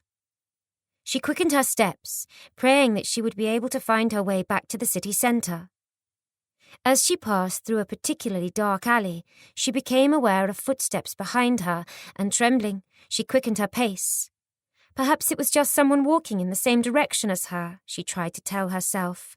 But the faster she went, the faster the person or persons behind her went too. Suddenly her mouth was dry and her heart was pounding painfully as she broke into a run. The hairs on the back of her neck were standing to attention, and she could hear whoever it was behind her panting now as they raced to keep up with her. Then a hand snaked across her shoulder and fastened across her mouth, effectively blocking the scream that was building in her throat. She could tell by the sheer size of him that it was a man. It was too dark to see his face, but she could feel his fetid breath on her cheek as he slammed her against the wall so hard that for a moment she was winded. Then, before she could even begin to fight back, he tried to wrestle her bag from her hand, and she struggled with all her might to hang on to it, as muttered curses echoed down the alley. All of a sudden, the man brought his hand back and slapped her hard across the cheek, making her head bounce on her shoulders, and she fell sideways as her bag was yanked from her hands. "Pretty little filly, ain't you?" a voice said. "Perhaps you'd like to be nice to me, eh?" His hand snaked out once more and tweaked her breast painfully as she tried to struggle to her feet. Sheer terror was coursing through her veins now as she realized what he intended to do, but thankfully, at that moment, she heard yet more footsteps, and suddenly the man fled, taking her bag with him. Seconds later, 2 tiny Chinese women appeared. A man took my bag, she gasped as she dragged herself to her knees, but they merely glanced down at her and hurried on their way, chantering away in their own language. Petrified that the man would come back, Flora stumbled after them, sobbing quietly, and eventually she emerged into a slightly wider street that was dotted with shops and run-down houses. But at least there were streetlights here, and she sobbed with relief. She had lost everything she possessed now apart from the money that she had thought to put in the belt about her waist. But she knew that things could have been far worse had the Chinese women not come along when they had, and she cursed herself for a fool. Tentatively, she raised her hand to her face and was surprised when it came away wet. Her nose was bleeding profusely, and already she could feel her eye closing. The pins had escaped from her hair, and it was hanging about her shoulders, and she realized that she must look a dreadful sight. Yet no one looked at her twice. They merely turned their heads and hurried on their way, completely ignoring her. Flora staggered a little further along the street until she came to the doorway of a shop that was closed, so she slipped into it and dropped to a sitting position. The door was set well back from the road, so unless anyone looked, hopefully they wouldn't see her there. She realized with a little shock that she hadn't eaten since breakfast, and her stomach began to growl ominously, but she was too afraid to venture out onto the street again, and so she sat on as people passed by as if she was invisible. Eventually, it became quiet, apart from the sounds of drunks, mainly sailors, tipping out of various pubs, and finally she slept from pure exhaustion, hugging her knees and wishing with all her heart and soul that she was once more tucked up in her little bed in her home in London. A harsh voice brought her eyes springing open early the next morning, and blinking up, she found herself confronting a small, stooped Chinese man, who she assumed was the shop owner, and who looked none too pleased to find her there.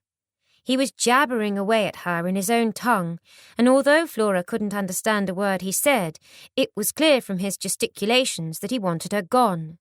I'm going, she groaned, as she painfully dragged herself to her feet. Every bone in her body ached.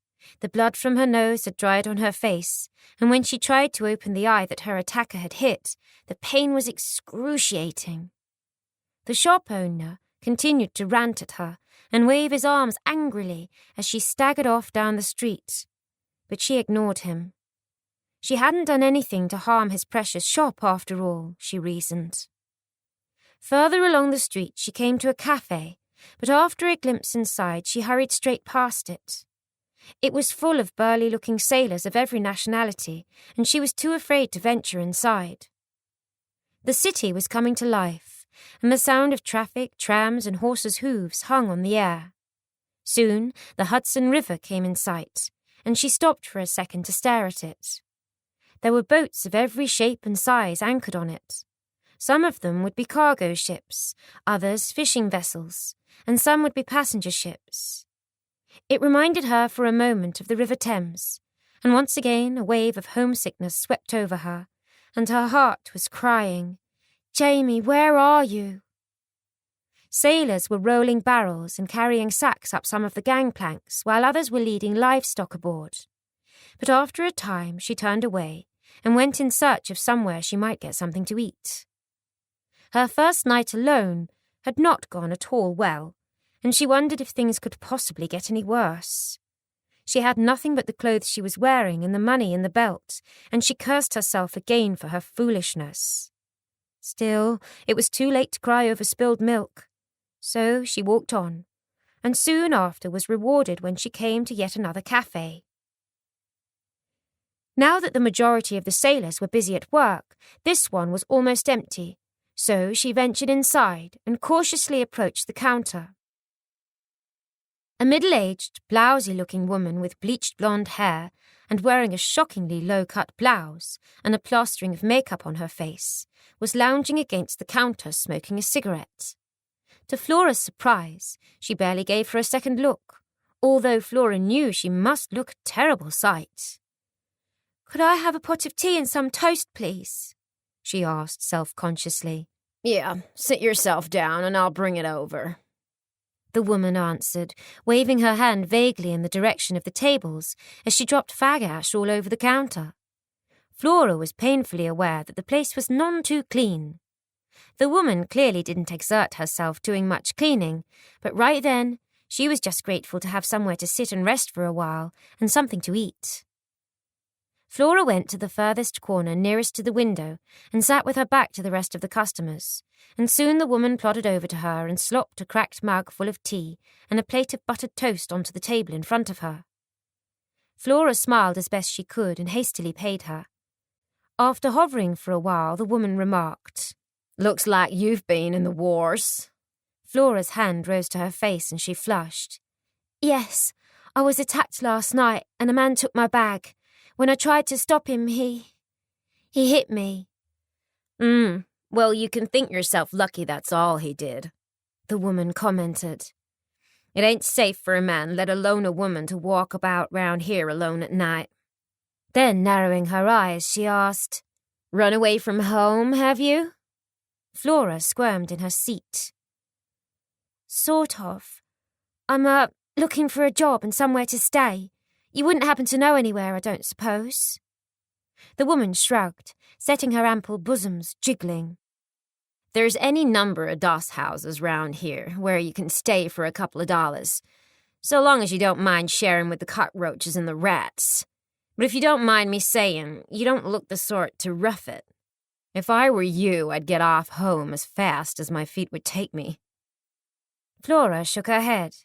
"I can't do that," she said dully, as she lifted the mug and took a sip of the tepid tea. It instantly opened up the split on her lip and it began to bleed again, much to her embarrassment. "Then all I can tell you is there's always work to be found in the curry shops, but be prepared to work like a dog for a pittance, and they'll work you long hours. There's the Chinese laundry and all. They don't tend to be able to keep staff for long. It's 3 streets away, if that helps. Meantime, get that inside you. And then you can clean up a bit in the toilet out the back if you want." It appeared that the woman did have a heart after all, and Flora smiled at her gratefully as she started to eat the food in front of her. The toilet the woman directed her to some minutes later was out in the backyard, and she had to walk through the filthy kitchen to reach it. It was just as dirty as the inside of the cafe, if not worse. But even so, there was a sink in there at least. So Flora tore the bottom off her underskirt, soaked it in water, and cleaned her face as best she could. There was a cracked mirror hanging above the sink, and she was horrified when she caught a glimpse of her face.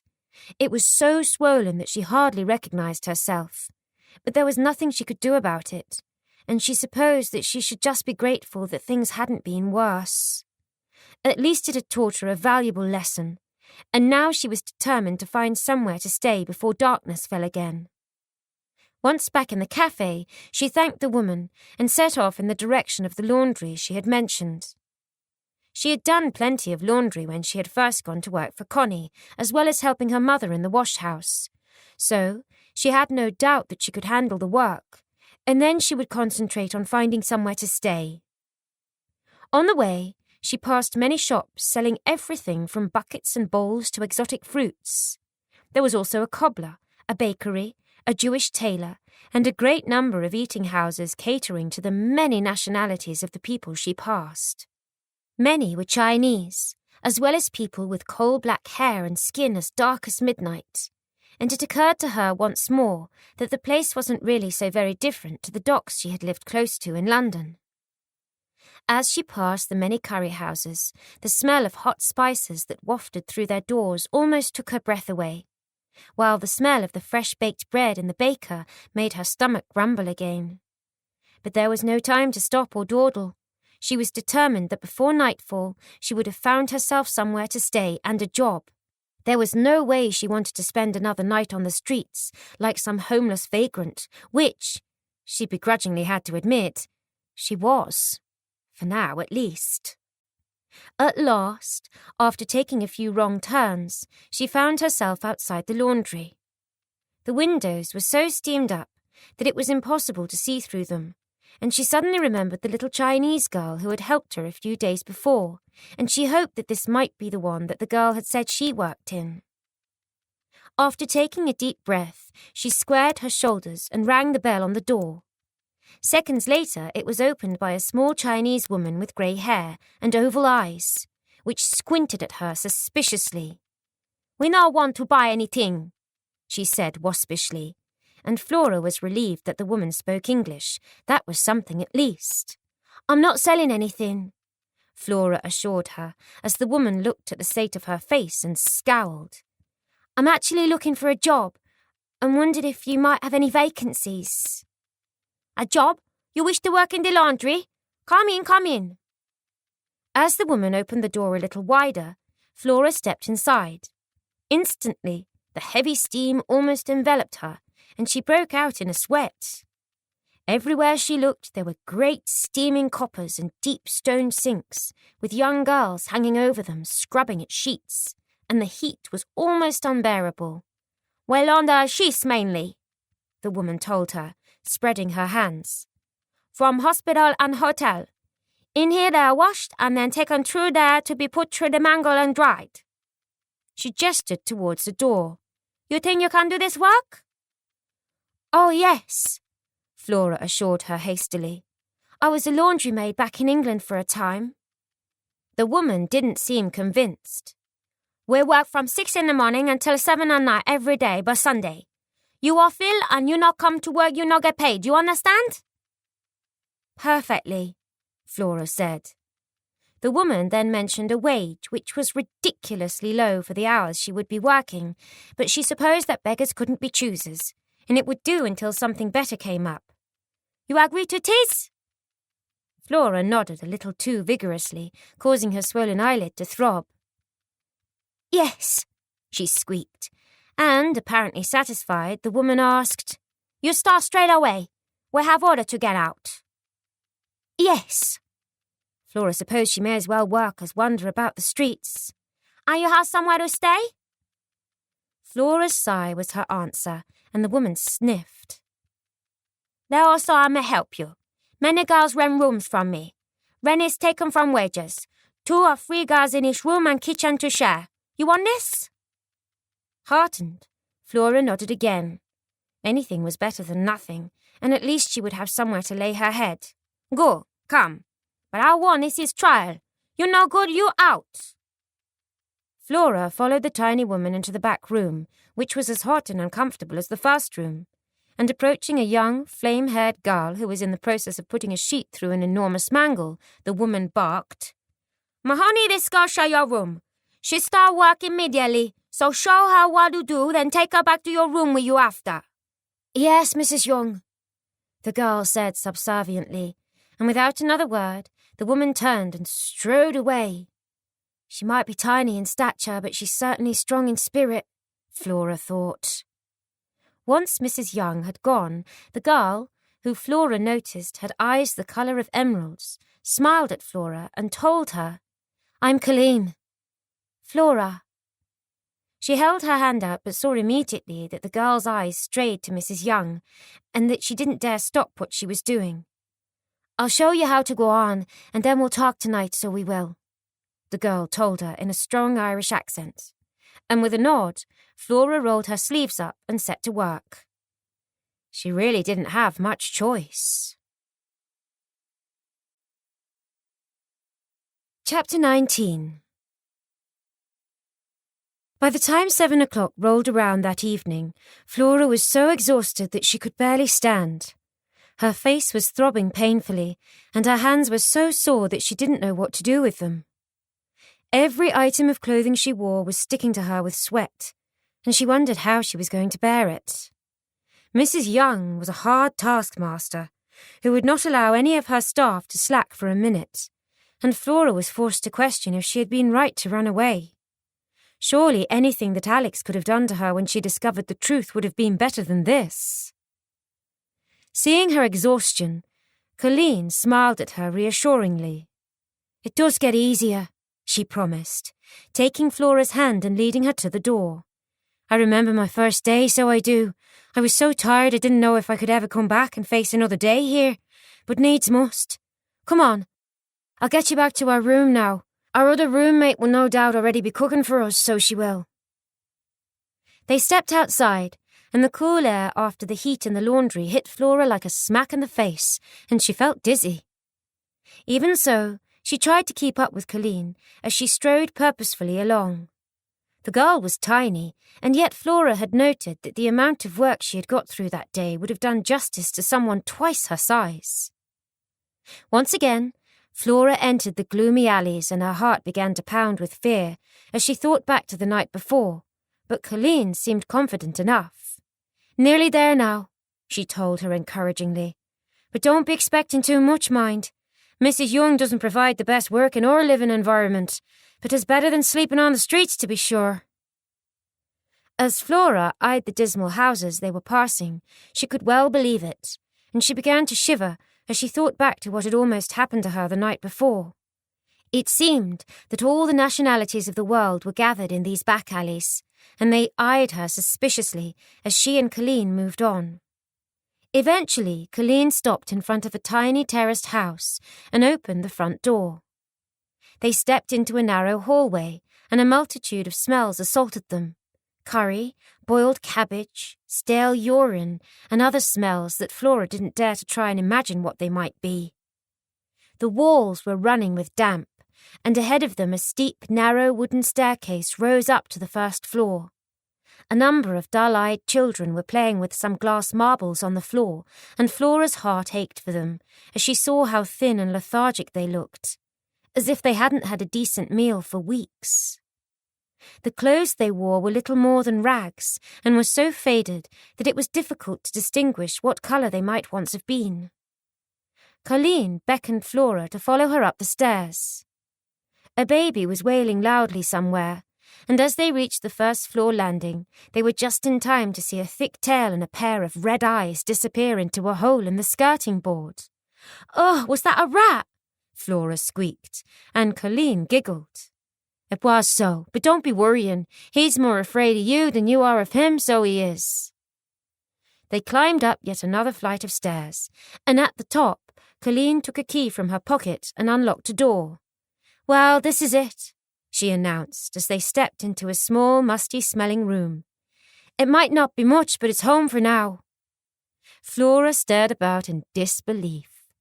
A number of straw mattresses were scattered along one wall, with blankets neatly folded at the end of them, and by the only cracked window was a small table with two mismatched chairs, one of which was leaning drunkenly to one side.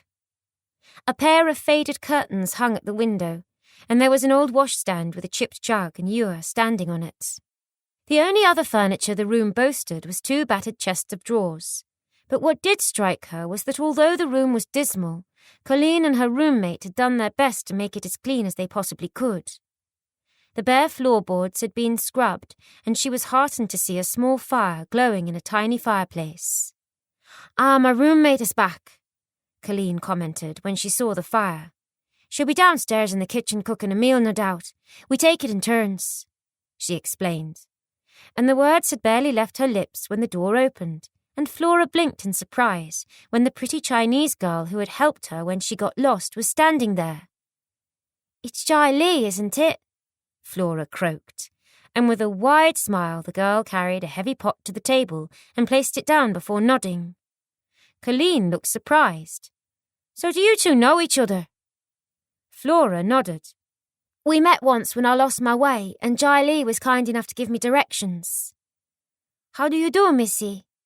Jai Lee again placed her hands together and gave the curious little bow that Flora remembered. It is nice to meet again. But what are you doing here? Flora's face became solemn. It's a long story, but perhaps I'll tell you one day. Well, whatever it is, it won't be good. Colleen shook her head sadly as she approached the pot Jai Lee had carried in and lifted the lid, sniffing appreciatively. None of us end up here if we have anywhere better to go. But never mind that for now. Jai Lee makes the most wonderful curries you'll ever eat. Come on, let's have it while it's still nice and hot. She crossed to some shelves that Flora hadn't noticed before, where a selection of mismatched pots and pans were placed, and lifted down 3 chipped dishes, which she proceeded to fill. Then, handing round some spoons, they all sat down on the mattresses and began to eat. Just as Colleen had said, the curry was like nothing Flora had ever tried before and was quite delicious. We shared the kitchen downstairs with the other residents for making our main meals, Colleen informed her. But we have a kettle up here so we can make tea and coffee in our room. We have a toasting fork as well, and so sometimes we make our own toast too. She smiled at Jai Lee then, and Flora saw that the 2 girls were close. And how do you, have a bath? Flora asked. Both the girls chuckled. There's a tin bath hanging on the wall outside, so once a week we cart it up here between us and boil kettles to fill it, usually on a Sunday. We're too tired to be bothered on the days we work, so we just make do with a good washdown, but we get by one way or another. And how long have you both shared a room for? Flora questioned curiously. Colleen shrugged. Oh, for a few months now. Mrs. Young doesn't tend to keep staff for long, so the workers come and go. If what she had seen of the woman that day was anything to go by, Flora could well understand why no one ever stayed long. She was like a mini sergeant major barking out orders with never a word of praise. Flora had even seen her cuff one young girl round the ear earlier in the day because the poor little thing had slipped on the wet floor and dropped a basket of freshly washed sheets. I can quite understand why no one stays, Flora commented, at which both girls giggled. If you think she's bad, just wait until you meet her son. Colleen whistled through her teeth and frowned. He's a real tyrant. He thinks because we all work for his mother that he has license to do what he wants with us, so he does. He started hassling Jai Lee here, and I've heard whispers that more than one lass has been sent packing without a penny piece, with his baby growing in her belly. Yet his mother won't hear a word said against him. She worships the very ground he walks on, so she does, so beware if you meet him, and try to keep out of his way. His name is Juan. I'll remember that, Flora said, horrified, and they all fell silent as they enjoyed the rest of their meal. When it was done, Jai Lee carried the pots down to the kitchen to wash them and returned with a jug of cold water from the tap in the yard. It is to bathe your face, she told Flora gently. It must be very sore, yes? It is rather, Flora admitted, as she tentatively raised her hand to touch her swollen face. Jai Lee gently began to bathe it for her, and Flora had to grit her teeth to stop herself crying out. Who do this to you? The Chinese girl questioned softly, and instantly tears began to spill down Flora's cheeks. She had intended to keep what had happened to herself, but somehow she sensed that she could trust the 2 girls, so it all came pouring out. I did something unforgivable, she told them in a wobbly voice. It started on the night the Titanic went down. I was travelling here with my young mistress, but... By the time she had finished the sorry tale, she was drained. So you see, I deserve what happened to me last night. I'm a very bad person, she ended. Colleen and Jai Lee shook their heads in unison. No, you're not bad, Colleen soothed. You were about to arrive in a strange country and you were scared, so you did what you had to survive. Jai Lee nodded in agreement. Yeah, everyone knows of the disaster on the Titanic. It must have been how do you say, traumatic? It was. Flora closed her good eye, and again in her head she could hear the screams of the poor souls in the icy water and see Connie pitching to her death. But what about you two? What brought you to this? Jaili and Colleen glanced at each other, but it was Jaili who spoke first. I came here some long months ago aboard a cargo ship from my hometown in China. My father, he is a very rich man. He a banker. As child I was very spoiled, but then my father, he arranged a marriage for me, but... She paused here and took a deep breath. The man he wished me to marry is very old and rich, but I no love him. I love Bai, but he only a poor chef, and my father forbade me to see him. And so just days before my wedding, Bai arranged a place on a ship coming here for me, and soon he will join me. Until then I have to work for Missy Young to live, for I ran away with nothing but what I stood up in. How very sad. And what about you? Flora looked at Colleen now, and the girl lowered her eyes and shrugged. Oh, my story is about as opposite to Jaili's as you could get, she said quietly. Back in Ireland I was one of 14 children, though not all of them survived. We lived on a little small holding just outside of Kilkenny, packed in like sardines we were in the farmhouse. But the fields and the countryside are glorious. We had pigs and sheep as well as cow for milk and hens for fresh eggs. But me mammy was downtrodden, God love her, and me daddy was a boozer. Many the day we had not a crust on the table, but me daddy never went without his ale. Then, as the girls reached a certain age, he decided that they could earn their keep on the streets, if you get my drift. Some of them agreed, some of them did a runner. So they did. And then it came to my turn, and I couldn't stand the thought of it. So much like Jai Lee, I sneaked aboard a boat and ended up here. And though it's not much of a life, sure it's better than the one I had, so it is. At least I don't have to lie awake now waiting for me daddy to come in drunk and use one or another of us as a punch bag. Flora's eyes filled with tears as she gazed at them silently. They had been through so much in different ways, and she felt ashamed. But what about you? Colleen asked then. Will you be going back to London? Flora sighed. How can I now? I've no doubt Alex will inform my parents of what I've done, and though they'll be relieved to know I'm alive after all, they'll be so ashamed of me. I don't think I can ever face them again now. Sometimes I even wish it had been me that had died instead of Connie.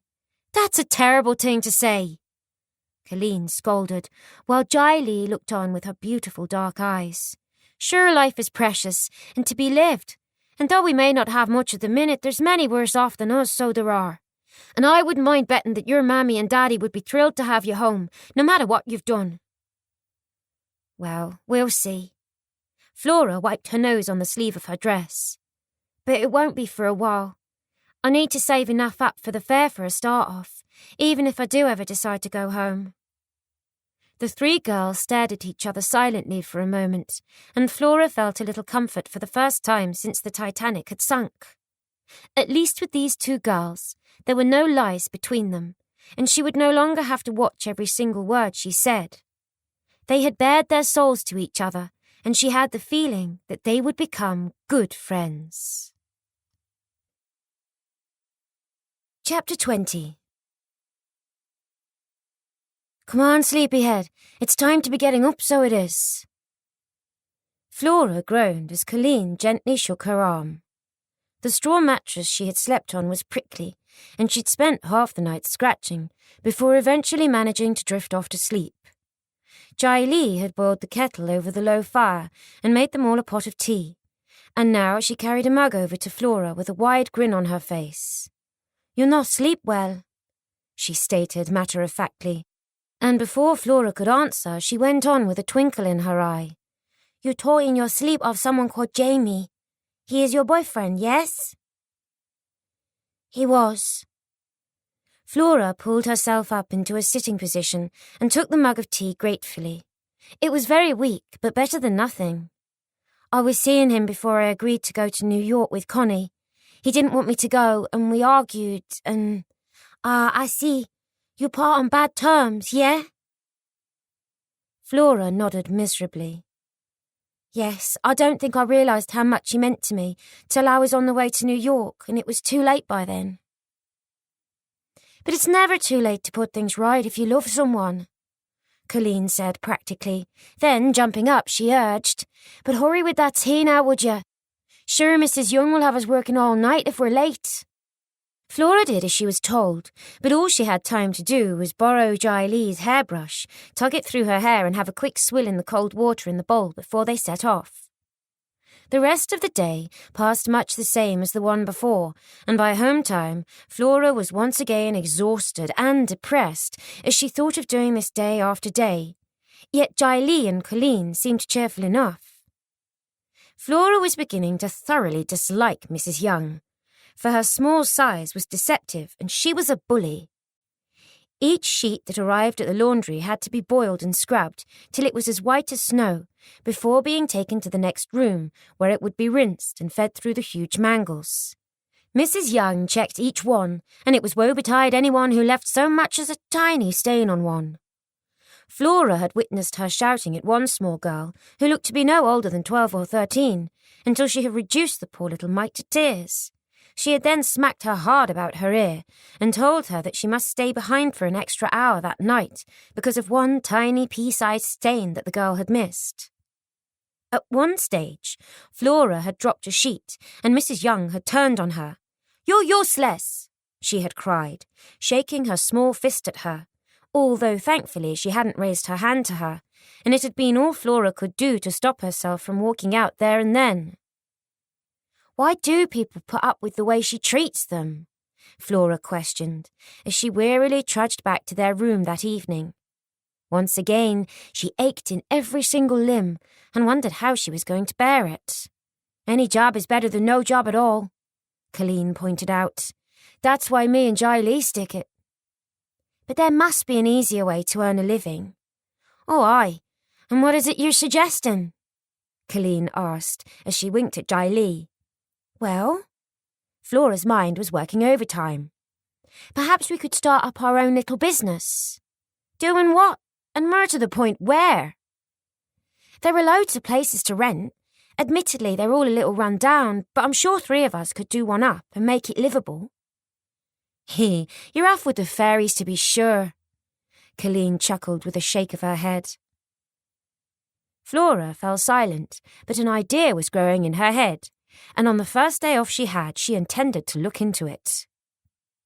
By Friday, when she had been working in the laundry for 3 days that felt like years, Flora's arms were covered in small burns, and she was convinced that the huge coppers would wait especially for her to walk past before they spat hot water out, which was why, when she arrived at work that morning and Mrs. Young informed her that she would be working the mangles that day, she felt relieved. But the relief didn't last long, and within an hour of turning the heavy handles, she felt as if her arms were being torn out of their sockets. "I'll have muscles like an all-in wrestler at this rate," she grumbled to Colleen, who was working on the mangle next to her, and the girl chuckled. "If you think this is bad, just wait until they set you on the ironing," she warned, and Flora groaned aloud. Surely nothing could be worse than this. The very next day, she discovered that it could, when she found herself faced with a mountain of sheets that all had to be ironed till there wasn't a single crease left in them, then folded into a perfect square. "I don't think I can do this," she gasped, as they all made their way back to their room that evening. Colleen chuckled. "Sure you can, you'll get used to it," she assured her, but Flora wasn't so sure. Her face was slightly better now. The purple bruises were fading to a dull yellowish grey, and she could see out of her eye again, now that the swelling had gone down. But muscles that she'd never known she had ached, and all she wanted to do was fall onto the thin mattress and sleep. The next day was Sunday, but even that proved to be hard work as the morning was spent hefting the tin bath upstairs and filling it with boiling water from the kettle so that they could all have a bath. Then, when the bathing was over, the water had to be carried downstairs again and emptied into the squalid backyard. Flora's clothes stank by then, But between them, Colleen and Jai Lee had managed to sort her out another outfit, so that she could at least wash the ones she had been wearing. There's a rag stall on the market, Jai Lee informed her as they munched on toast they had cooked at the open fire. You want me to take you? Please. Flora was guarding the money she had left with her life and was reluctant to break into it, but she knew that she would have to buy essentials. And as she had discovered, the low pay meant that there was little left after Mrs. Young had taken out the rent for the room and they had bought food. But she was still determined to save every dollar she could. The girls set off for the market, and once again Flora was reminded of London as she stared at the assortment of stalls. Some were selling kosher Jewish food, others Chinese and Indian, and the smell of curry and spices was heady in the air. At the rag stall, Flora was able to find a suitable skirt and blouse that, although faded, were of decent quality, along with items of underwear and a nightshirt. She had been grateful to borrow clothes from Colleen and Jai Lee up until then, but they didn't have much themselves, and she knew they needed them back. After they'd made their purchases, they set off to explore the area, and although Flora didn't make comment, she watched out for the properties that were for rent. When they finally returned to their room, they lay down for a well-earned rest, and before she knew it, Flora was fast asleep and didn't stir again until Colleen woke her the next morning for work. Slowly, her life was falling into some sort of a pattern, and although she didn't like it, she was grateful for Colleen and Jai Lee's friendship and counted herself lucky that they had befriended her. She shuddered to think what might have happened if they hadn't. One evening the following week, when they were on their way back from work, Flora said suddenly, "I just have to pop somewhere. Go on without me. I shan't be long." Both girls eyed her curiously, although they didn't question her. Some time later, Flora paused in front of a run-down cafe close to the docks and, taking a deep breath, she went in. It was the same one that she had been to the previous week, the morning after she had run away, and the same blousy woman who had allowed her to clean up a little in the toilet was still standing behind the counter puffing away on a cigarette. "Ah, so you're back," the woman said as she recognized her. "And looking a bit better than you did the last time I saw you." Yes, I am, thank you.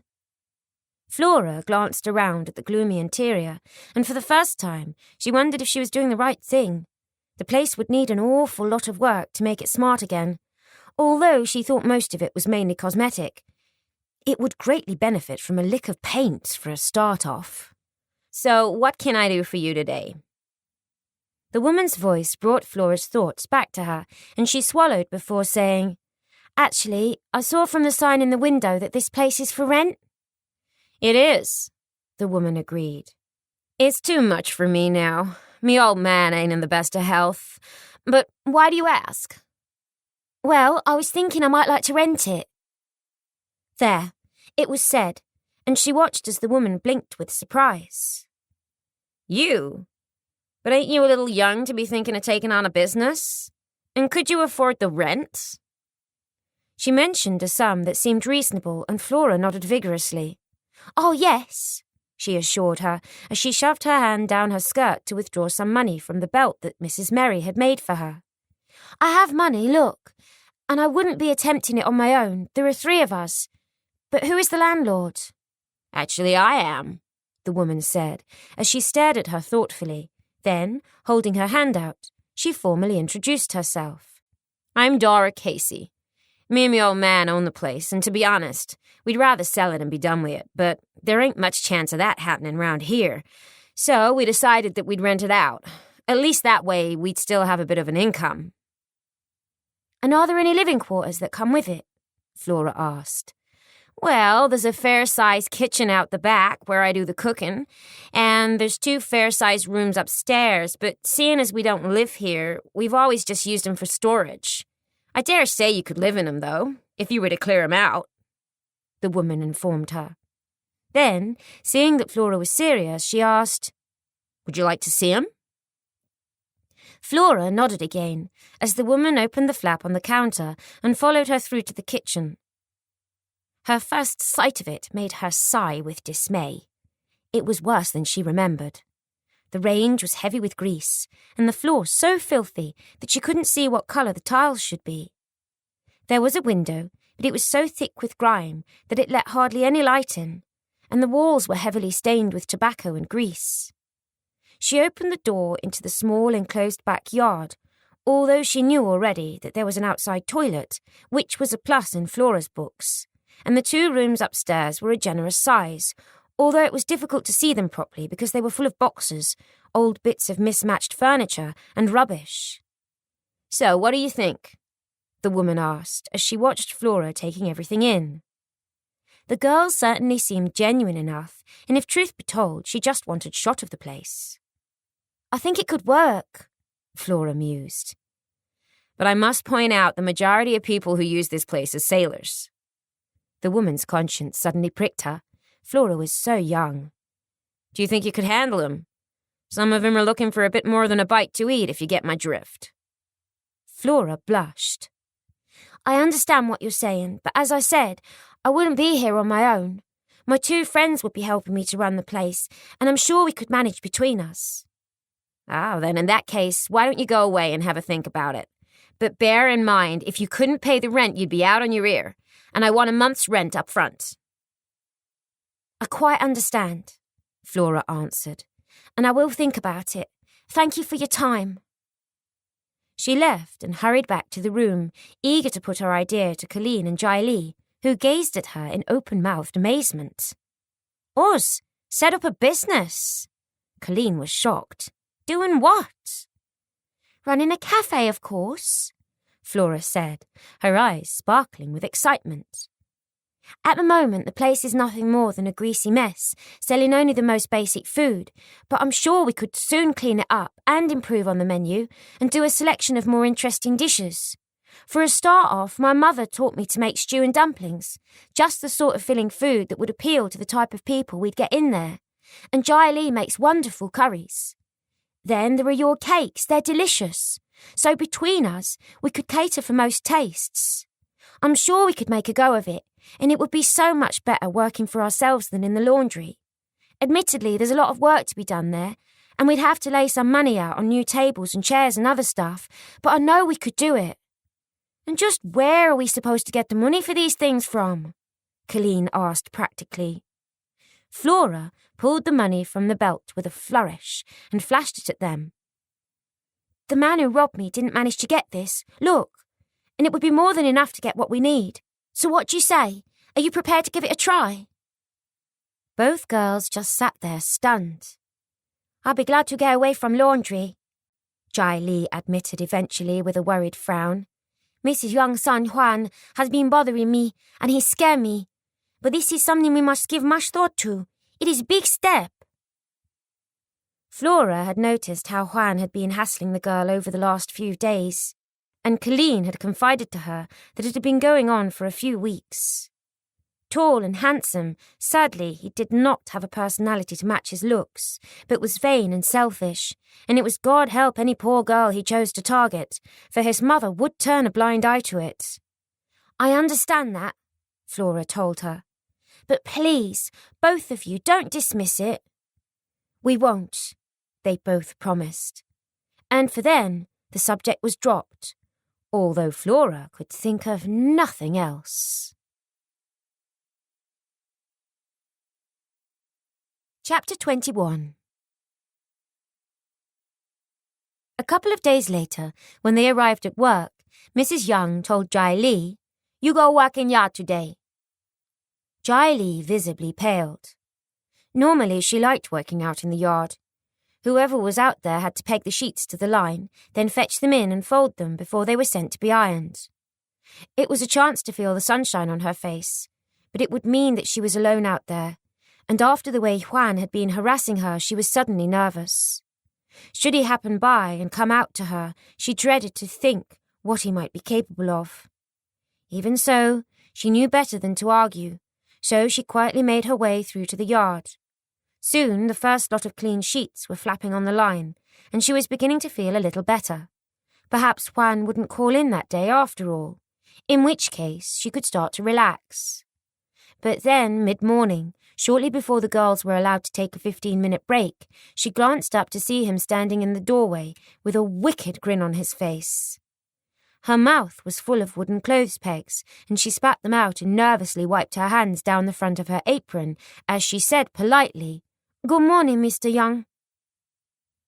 Up until then, she had been able to ward off his advances while in the company of the other women and girls, but she knew that out here it would be much more difficult. "No need for formality," he said, licking his lips as he stared at her dainty figure. "It is Juan to you, Jai Li." He began to advance on her, and she automatically backed away from him until she found her back against the brick wall. Rows of sheets now stood between her and the entrance to the laundry, and she began to panic.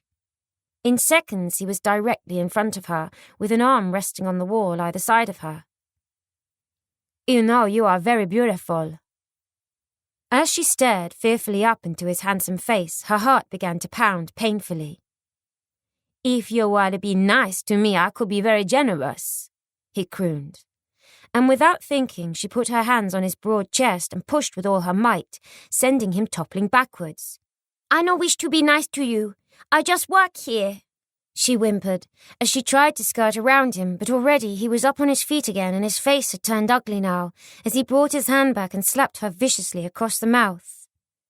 "You do not talk to me this way," he ground out through gritted teeth, as blood spurted from her mouth.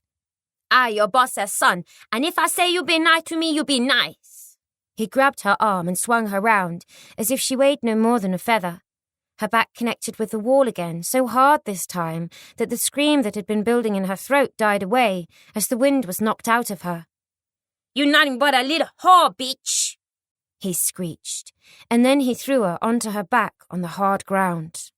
She began to cry as she tried to fight him off, but within seconds she knew that her strength was no match for his, and despair and terror in equal measure coursed through her. She started to scream, even though she knew there was no chance of her being heard with all the noise that was coming from the laundry. And then she heard a ripping sound as he caught the front of her blouse and buttons rolled across the floor. "Ah!" He eyed her pert young breasts with glee as she began to sob. Then he fastened his mouth to one of her tender nipples and began to bite it, making her yelp with pain. But that was nothing to what happened minutes later, when he managed to rip her underwear to one side and he pushed himself into her. The pain of it took her breath away for a moment, and she prayed for death to take her, for surely that would be preferable to the terrible agony that was ripping her apart. She felt as if she was being rent in two, but he was oblivious as he took his pleasure bucking away on top of her.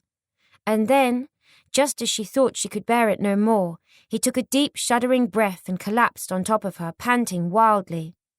She just lay there, too terrified to move, in case he started again, until he rolled away and began to right his clothes. Then, standing, he stared down at her with contempt. "Do not try tell my mother I force you," he said threateningly. "I shall tell her that you have been telling me for weeks, and who do you think she will believe, little whore? Just think yourself lucky that boss's son like you." And then he strolled casually away, as Jai Li rolled herself into a tight ball and sobbed broken-heartedly. As far as she was concerned, her life was over. She was spoiled, and her beloved Bai, or indeed any other man, would never want her now. As break time approached, Colleen commented to Flora, "Jai Li is late coming through from the yard, isn't she? We'd agreed we'd go outside and sit in the fresh air for our break." She and Flora were working side by side that day, feeding the sheets into the massive coppers, and they were both running with sweat. "She's probably lost track of time being out the back on her own," Flora puffed, as she dried her hands and slipped off her apron. "I'll run through and fetch her." She walked through the rinsing room and the ironing room and looked into the yard, but all she could see at first glance was rows upon rows of snow-white sheets dancing on the lines. "Jai Li!" When there was no answer, she began to duck beneath the sheets, her eyes going this way and that, and it was then that she heard a low keening sound that might have been made by an animal in pain, and it struck terror into her soul. "Jai Li!" Her voice was louder and more urgent now, and as she approached the far side of the yard, she spotted a figure lying on the floor, shaking uncontrollably, and her heart missed a beat. Oh no! Flora dropped to her knees and gathered the shaking girl into her arms. For a moment, Jai Li thought it was Juan come back to violate her again, and she struggled violently. Then, when she saw that it was Flora, she gave a great gasping sob and sagged against her chest. Blood was trickling down her chin, and when she opened her mouth to try to speak, she spat out one of her back teeth. "Dear God, who's done this to you?" Flora asked, horrified. Jai Li was trying to pull the front of her ruined blouse together, but before she could manage it, Flora could see the bruises already beginning to appear across the girl's naked breasts. "It was young Juan. He..." Unable to go on, Jai Li began to sob again. Flora rocked her back and forth, and now anger took the place of her distress. "Did he..." She found that she couldn't form the question, but Jai Li knew what she had been trying to say and nodded miserably. He raped me," she gulped. "And now my body no longer want me. No man will want me. I am ruined good." "Don't be so silly. This wasn't your fault," Flora told her, but Jai Li was inconsolable as she tried to pull her skirt down to cover the bloodstains on her thighs. It was then that they heard someone approaching, and seconds later Mrs. Young appeared from beneath the sheets, her mouth set in a straight, grim line. "What go on here?" she demanded, as Flora glared up at her. "What does it look like? She's been attacked by your son. He did this to her." "You lie!" Mrs. Young was furious, and her small hands clenched into fists. "My Juan no do this unless girl ask for it. She cheap poor." "Does she really look like she asked for it?" Flora snapped as her eyes flashed angrily. "Just look at the state of her." "She get out." Mrs. Young pointed towards the rear door. "I no longer give her job. She big troublemaker." "Then I go too," Flora retorted. "Your son is a rapist and he needs reporting to the police." Mrs. Young trembled with fury and began to wave her arms frantically. "You bring trouble on my Juan, and I make big trouble for you too," she warned. "Now go, and do not come back." She began to gesticulate wildly and chunder away in her own language. "Don't worry, we shall. I wouldn't work for you now if I was starving," Flora retaliated as she bodily hoisted Jai Li to her feet and pushed her way past her employer. Jai Li was almost a dead weight and was clearly in shock. But somehow Flora managed to get her through the laundry and out into the street, where Colleen was waiting for them. "Sweet Holy Mother, whatever happened to the poor wee girl?" she gasped. And when Flora told her, Colleen's brilliant green eyes seemed to flash fire. "Why, the filthy scum!" she spat. "But what happens now?" "Me and Jai Li have got the sack," Flora told her. "Fine, and I'll leave too, so I will," Colleen declared. "I wouldn't work for that witch now if she paid me in gold, to be sure. Come away, let's get the poor lassie home." Between them, they somehow managed to get Jai Li back to their meagre room, and it was only then that it occurred to them that they would lose this too along with their job, for there was no way Mrs. Young would allow them to stay there now. "So what do we do now?" Colleen asked despondently, when they had cleaned Jai Li up as best they could and settled her down for a rest on one of the straw mattresses. "We'd best let her have a rest, then we'll clear out," Flora sighed. "Better we go ourselves than have Mrs. Young have someone come and throw us out." "But where will we go? I have a little tucked away and I know Jai Li has too, but it's not a lot." "Don't worry, we'll manage," Flora assured her with a confidence that she was far from feeling.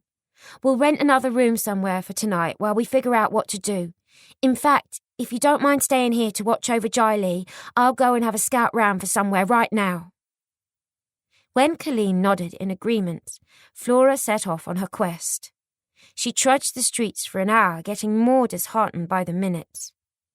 The cheaper rooms that were available were so filthy that she wouldn't have felt happy putting a dog in them, and the dearer ones meant that they would eat into her savings in no time at all. And then it occurred to her. Mrs. Casey seemed keen to offload the business as soon as possible. Perhaps it was time for her to make the decision for the other two girls. At least then they were assured of having a roof over their heads. She set off again and soon arrived at Mrs. Casey's cafe.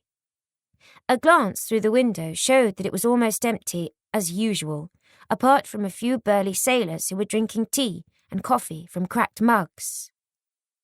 Dora Casey was in her usual position at the counter, leafing through a magazine with a cigarette dangling from her lips. So, after taking a deep breath, Flora entered, setting the little bell above the cafe door jangling. The woman smiled when she saw her and asked, "Come for a cuppa, have you, or have you made a decision?" "We've made a decision," Flora answered, crossing her fingers behind her back. "But there's one slight problem."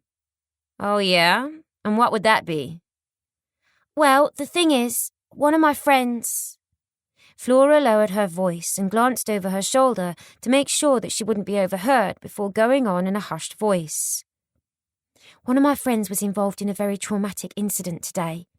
The son of the woman who owns the laundry where we work, Dora Casey raised a carefully plucked eyebrow. "You wouldn't be talking about young Juan by any chance, would you?" When Flora looked shocked and nodded, the woman sighed. "And you've no need to say any more. I can guess what he did. He's well known around these parts for taking advantage of young women. Needs locking up if you were to ask me. But how does this affect your decision to rent the cafe?" Flora nervously licked her lips.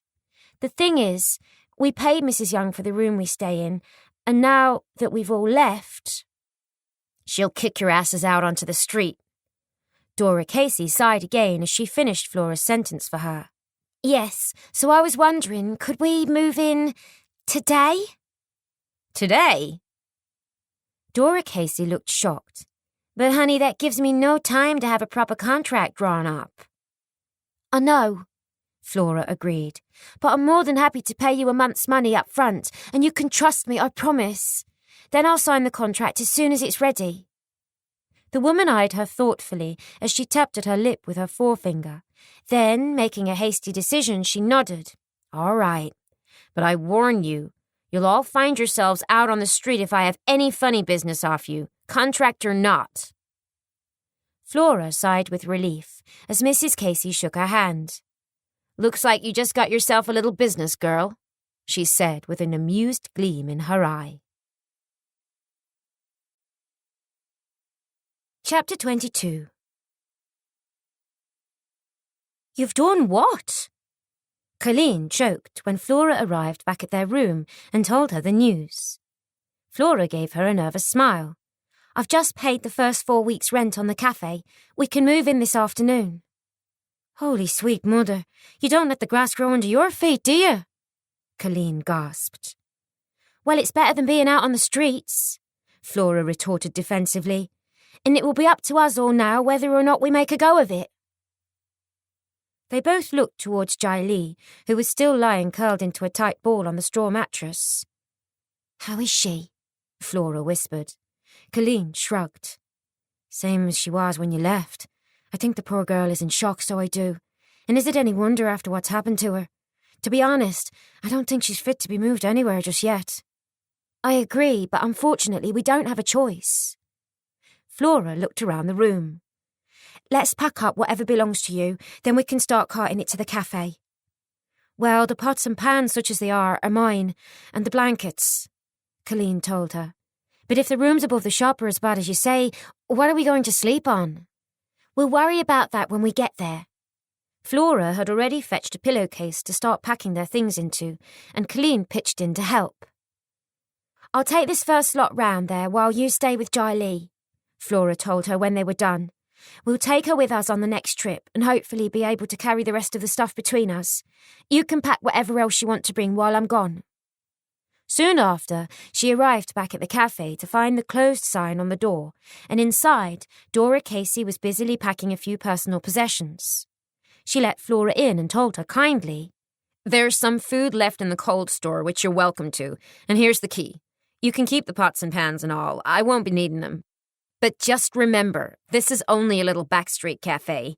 I doubt you'll make a fortune with the sort we get in here. She suddenly felt sorry for this young girl who was taking on such a big responsibility. Thank you.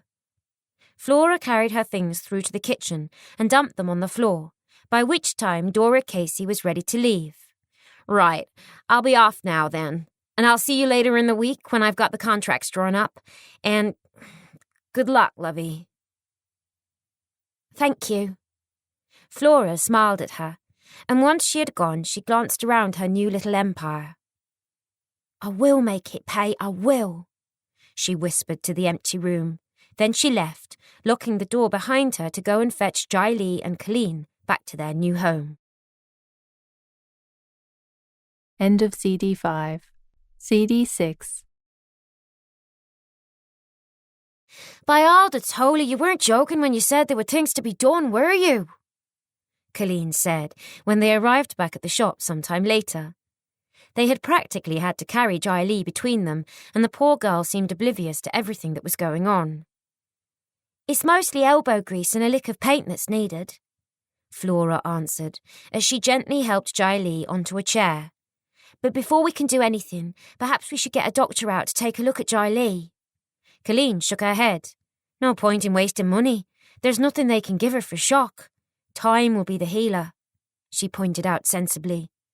Perhaps if she's no better tomorrow, we should think about it then. Flora supposed she was right, and as she looked about her, her shoulders sagged. Suddenly she was feeling overwhelmed at the amount of work that needed doing and didn't quite know where they should start. But thankfully, Colleen took charge when she said, Show me the rooms where we'll be living then. I reckon we should get them straight and comfortable before we start down here, so I do. Seeing the sense in what she said, Flora led her upstairs, expecting Colleen to find fault, but instead she was quite taken with their new living quarters. Well, both these rooms are bigger than the one we were all sharing, she mused as she stared around her. We could perhaps make one into a sitting room and sleep in the other, and with the use of the kitchen as well, we'll be snug as bugs and rugs. I reckon the first thing we should do is get all the rubbish out into the yard, and then go through the furniture and see what we can salvage. And so the two girls set to, dragging out the empty boxes, sending dust and cobwebs swirling into the air. Within an hour, all the rubbish was piled in the yard, and Colleen rubbed her hands together. There, she said with a satisfied smile. We'll be able to see where we're going now. But first, I think we should have a hot drink and something to eat. It's been hours since breakfast. Her red hair was coated in dust, but her green eyes were bright as stars as she began to think of their new venture. After making a hasty meal of sandwiches and tea between them, they managed to persuade Jai Lee to eat and drink a little, and slowly the colour began to return to her cheeks, although she was prone to bursting into tears every few minutes. Just imagine how angry the old witch will be when she turns up at our old room to throw us out and finds us already gone, Colleen chuckled. Some of Flora's enthusiasm was rubbing off on her now. Despite her earlier reservations, Flora noticed with relief, and she grinned back at her. They trooped back upstairs then, and threw all the windows open as they sorted through what was left in the two rooms. There's a double bedstead here, Colleen whooped, as if she had uncovered hidden treasure.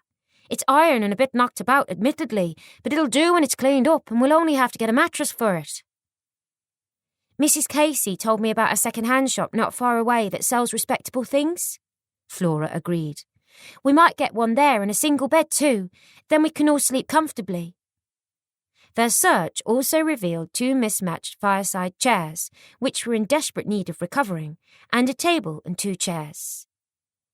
If we buy some material, I can recover the chairs and perhaps make some curtains to match, Flora mused. I'm a dab hand at needlework. Connie taught me. It was one of the things they had to learn at the posh school she attended. But I think I should start to make a list now of the other things we'll need. I reckon there's just time to go there and get everything before it shuts. She set off for the second-hand shop, armed with a list of essentials, leaving Colleen to sweep the rooms out and clean the windows. They had settled Jai Lee into one of the old chairs upstairs by then, and she had fallen into a deep sleep, which Colleen was happy about. Sleep is the best medicine of all, she whispered to Flora, who nodded in agreement. The shop turned out to be an Aladdin's cave of every sort of furniture imaginable, and Flora wasn't quite sure where to look first. It was owned by an elderly, stooped Jewish man who was wearing a small black kippah on his straggly grey hair and had a long white beard. Although he appeared very old, Flora soon discovered that his brain was as bright as a button. "Many bedsteads to choose from," he told her, spreading his hands, and Flora was surprised to hear that he had a broad American accent. "This one is very beautiful." He led her to a fine solid brass one, looking at her eagerly in anticipation of a sale, but Flora shook her head. "No, thank you. It is lovely, but I need something cheaper," she explained. Hiding his disappointment, he led her to another plain iron one, and this time she nodded. "That looks more like it. How much?" He named a price and she shook her head. "Too much," she told him, and began to barter until they finally came to a price that was agreeable to both of them.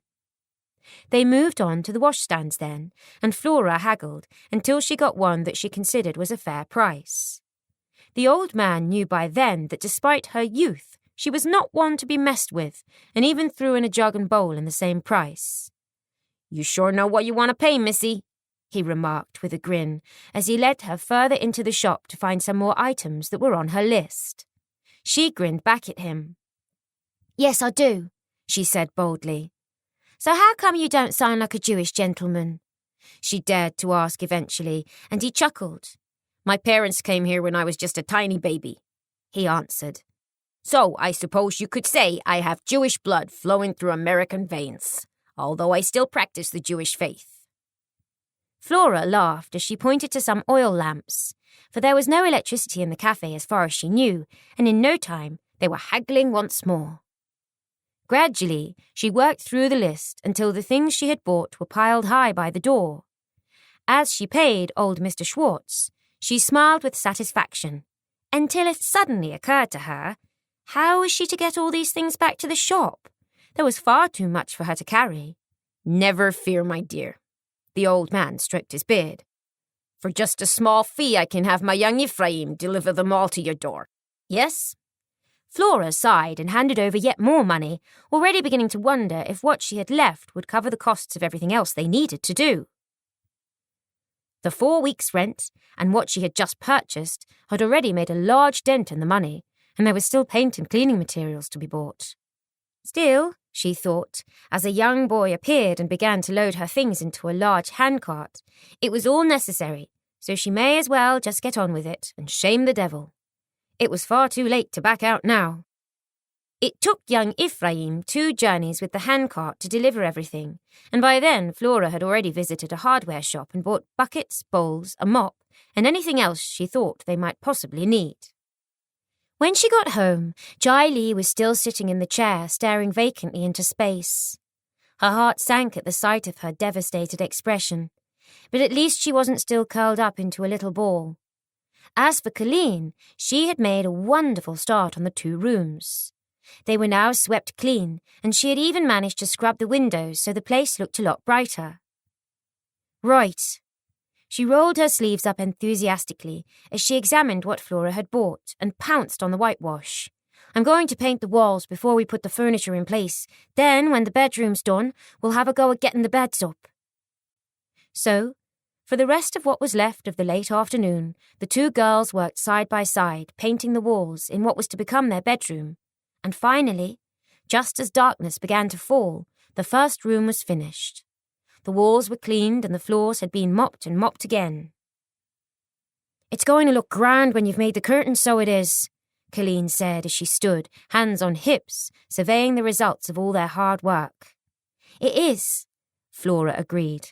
"Unfortunately, I doubt I'll have time for sewing for a while. We need to get cracking on the downstairs as soon as we've finished up here. We can't afford to stay closed for a day longer than we need to." "Sure, and don't I know that?" Colleen agreed. "But don't forget, it won't always be this hard. When Jai Lee has got over what happened today and is feeling better, we'll have 3 pairs of hands to get through the work."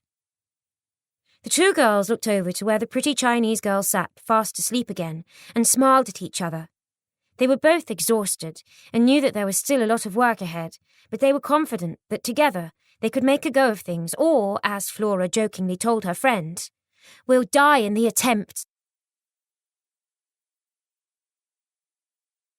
Chapter 23. At the beginning of June, the place had been totally transformed and was almost ready to be opened. Colleen had spent a whole day scraping the grease from the range and blackleading it, while Flora tackled whitewashing the walls in the cafe. Every single window in the place gleamed, allowing the light to stream in, and although they hadn't been able to afford to replace the rather tatty tables and chairs, even they had been given a new lease of life. Jai Lee had painted the chairs white and stitched some pretty red and white gingham fabric, which Flora had bought at the market for a snip, into tablecloths that gave the room a cosy feel. Flora and Colleen were pleased to see her up and about again, doing what she could to help. But it was clear that she had lost some of her sparkle, and they could only hope that it would return in time. She was quiet and lethargic, but then they supposed they should have expected that after the ordeal Juan had put her through. "I swear I'd put a knife through him without giving it a second thought, so I would," Colleen stated angrily one day as her fiery Irish temper came to the fore. "And then you'd wind up in prison," Flora pointed out. "Far better to let nature take its course. My ma was a great believer that what goes around comes around. He'll get his comeuppance one of these days."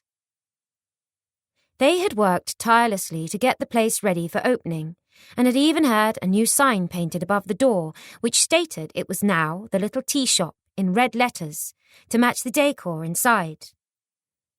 Both Colleen and Jai Lee had wanted it to be called Flora's Tea Shop. After all, as they'd pointed out, it was almost all of her money that had gone into it. But Flora wouldn't hear of it, insisting that this was a joint venture. Now they were so close to being ready, the girls sat discussing when exactly the best day to open would be. "How about we aim for next Monday as the opening day?" Flora suggested. "That would give us time to do all the odd jobs that are left to do and buy the food in." "I reckon we could manage that," Colleen agreed, wiping a stray red curl from her forehead, while Jai Lee simply nodded. She didn't show much interest in anything anymore. "Excellent. Then we'll need to make a list of what food we need to buy in, and we can start preparing some things on Sunday, like the curry, for instance. It will keep overnight in the larder on the cold slab, and then on Monday, if anyone wants it, we can just warm it up. We need to talk about menus too, and then it will be just trial and error until we can get an idea of what sells the best. The good thing is that anything that doesn't sell we can eat ourselves, so it won't go to waste." "Well, I could do a batch of muffins and another of scones. They usually go down well. And of course, we'll need to supply bacon and sausage sandwiches and such. I've an inkling that's the sort of grub sailors will be after. And perhaps you could do a big pan of your delicious stew and dumplings. I'm thinking it'd be best not to do too much till we know what the demand is." "I suppose you're right," Flora agreed, suddenly nervous. "That's if we have any customers." "Goodness me, will you just listen to her?" Colleen said with a shake of her head. "Sure, this place will be a little gold mine by the time we've finished. But I was thinking, perhaps we ought to do something to encourage people in on the first day." "Such as what?" Colleen stared thoughtfully up at the freshly painted ceiling for a moment before suggesting, "How about we offer a free cup of tea or coffee with every meal that's bought? People like to think they're getting something for nothing. But if they like us, they'll come back and hopefully tell their friends about us, with a bit of luck." "That's a really good idea." Flora clapped her hands and smiled as she surveyed their little empire, just as a tap came on the door. It was Dora Casey, and Flora hurried over to let the woman in. Once inside, she stood there as if she could hardly believe her eyes, before declaring, "Why, if I hadn't seen it myself, I'd never have believed it. You've done wonders with the place, girls. Fair credit to you all." "Come and see the upstairs rooms," Flora invited, and Dora was only too happy to oblige. As she moved towards the stairs, Dora noted the shining range in the kitchen, the freshly mopped floors and sparkling windows. Even the large oak table in the centre of the room had been scrubbed until it was almost white. The best of the pans they had salvaged had been scoured until they shone and now hung gleaming above the range. And on the shelves was displayed a range of cheap but cheerful mugs, plates and dishes for the customers' use. The yard outside had also undergone a transformation and was as neat and clean as a new pin. She puffed her way up the stairs, which were now cobweb-free and scrubbed clean, to the rooms above. "Why, you've done wonders, girl," she said in amazement as they entered what was now the sitting room. The old chairs, which Flora had painstakingly recovered, stood at either side of the fireplace, and now that the chimney had been swept, there was a cheery fire in the grate. The old table boasted a pretty chenille-fringed tablecloth, and Jaeli had painted the wooden chairs so that they looked almost brand new. In fact, every piece of the old furniture they had found up there had either been painted or polished to a high shine. "Actually, I was thinking you look rather dapper yourself," Flora told Dora, and the woman blushed prettily as she self-consciously patted her new mauve hat, which sported a rather fine peacock feather that wafted about with every turn of her head. She was wearing a fitted mauve jacket to match, and beneath it, a deep purple day dress which flattered her ample figure. Flora had never seen her look so nice. "Well, the thing is, I've got a bit of time to make the best of myself now, ain't I?" Dora giggled like a schoolgirl. "I'm on my way into the city to treat myself to a few more new togs. Me and me old man are off on holiday for a month then. It'll be the first we've had for over 10 years, so I'm feeling like all my birthdays and Christmases have come at once. I feel like I've been given a new lease of life, but while I was passing, I thought I'd just pop in and see how you were getting on." "We're hoping to be ready for opening on Monday," Flora confided.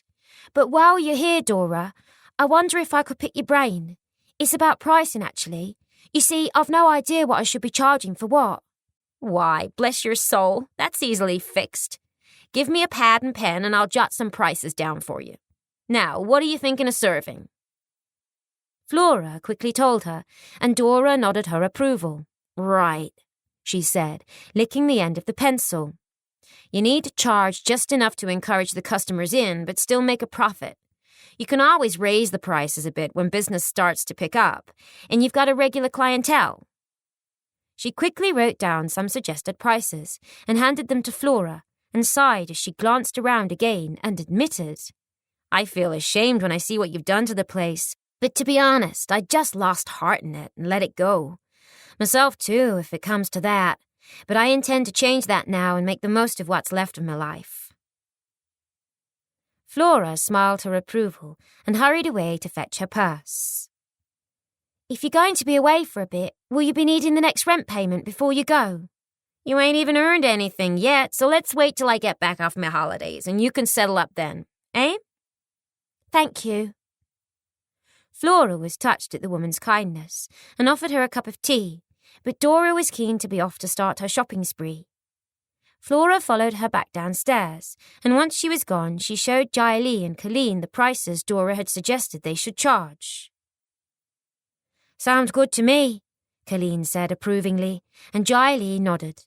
"So tonight, I'll put a sign in the window saying we're opening on Monday, and then we can set to and write the menus up, eh?"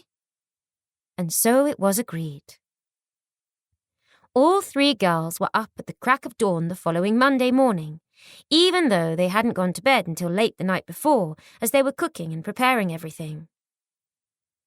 "Now, are you sure everywhere looks all right?" Flora asked nervously, for at least the 10th time in as many minutes. It was almost 7 o'clock in the morning. "Quite sure." Colleen gave her a nervous grin, then stood back to let Flora unlock the door and turn the sign hanging on it to open. Then all they could do was stand about and wait for their first customer and pray that the cafe would do well. By 8 o'clock, not a single person had entered, and Flora began to panic. "What if we've done all this hard work for nothing?" she asked herself. But suddenly, the bell above the door tinkled, and a sailor stepped inside, sniffing at the air appreciatively. Is that bacon I can smell?" he asked, and Flora grinned.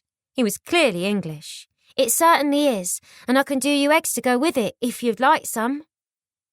"I certainly would, and a nice cup of tea would go down a treat as well," he told her.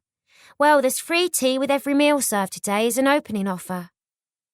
Jai Li had already disappeared into the kitchen. After what had happened with Juan, she was still nervous around men and had stated that she preferred to stay out of sight doing the cooking. Colleen had joined her to make another batch of muffins for the afternoon trade, and it was agreed that Flora would man the counter and wait on tables when the meals came through. Minutes later, the sailor, a friendly enough sort who introduced himself as Dan, was tucking into a hearty breakfast, and when he was done he patted his stomach appreciatively. "By, that certainly filled me up nicely, love," he grinned, as he placed his money on the counter. "It needs somewhere nice and clean like this round here. Most of the places you go in ain't fit to take a dog in, so I'll be telling me shipmates about you, you can be sure. Our ship, the Celeste, docks here often, so you'll be seeing me and some of me mates again. Would I be right in thinking you're English?" When Flora nodded, he smiled. "Thought so. I'm from Worcestershire, but you're a Londoner from your accent, if I ain't very much mistaken." Flora nodded enthusiastically. It was lovely to speak to someone who came from the same country as herself. "Thought as much." He doffed his cap again, giving her another friendly smile. "But I'd best be off. The ship will be loaded by now, and I don't want 'em sailing without me. Bye, and thank you very much." Flora beamed as she opened the old brass till that Dora had kindly left for them and dropped the money in. She had just served their very first customer, and he had gone away happy. She couldn't have asked for more. For a moment, she wished Jamie could see her and wondered if he would be proud of her. She hoped he would. But then she quickly pushed thoughts of him from her mind. She had to stop thinking about him. He might have been proud of her once, but if he ever found out what she'd done, she doubted he'd even want to talk to her. The next hour was quiet again, and Flora began to panic a little as she stood watching the door, praying for someone to walk in. "Will you relax now?" Colleen scolded. "You're making me nervous, so you are." And then, at last, the customers began to drift in dribs and drabs. Most of them were American women who were out shopping and wanted nothing more than a slice of buttery toast and a free cup of tea. But as Colleen pointed out, it was a start, and she added, "If they enjoyed what they had, they'll come again." Lunchtime saw the arrival of yet more sailors of many nationalities, who happily tried Jai Li's excellent curry and Flora's delicious stew and dumplings. Then, mid-afternoon, yet more women shoppers arrived to sample Colleen's cakes and scones. From 5 o'clock onwards, they found that they were serving meals to people on their way home from work who didn't want to cook, and finally, at 7 o'clock, they turned the sign on the door to closed, and Flora counted the money in the till. "I reckon we've just about broken even after we've taken out the cost of the food we've cooked and all the free drinks we've given away." She sighed, but Colleen wasn't disheartened at all. "You know the old saying, Rome wasn't built in a day," she said wisely. "And those who have been in all seem to enjoy what they had, so no doubt they'll be back along with others as word spreads." Flora nodded. "I hope you're right," she said doubtfully, as they went back into the kitchen to have their own meals from what was left over and prepare fresh for the customers for the next day. Chapter 24. The same pattern continued for the first few days, with people drifting in and out, but Flora was forced to admit that they weren't what could be termed busy. And then one evening a woman who worked in one of the packing factories on the docks called in and asked, "How much would you charge if I were to bring me own dish in to be filled with either stew or curry? It would save me no end of time if I didn't have to cook for the old man and kids when I got in from work." "It would all depend on how big the dish was," Flora answered, reluctant to turn trade away. "Well, enough for 4. Flora gave the woman a price, adding, "And we're going to start doing meat and potato pies and cottage pies as well next week." "Sounds good to me." The woman smiled. "I'll drop the dish in to you on the way to work in the morning, and then you can have it ready for me to pick up about this time tomorrow." "Why didn't we think of that?" Colleen said when the woman had gone. "Just think how many women work in the factories. If word gets out that we can have a meal ready for them to take home at the end of the day, we could sell no end." Flora nodded in agreement, But then a clatter came from the kitchen and they both rushed to see what it was, only to find Jai Li lying flat out on the kitchen floor. "Oh, sweet Jesus," Colleen whimpered as she dropped to her knees beside her friend.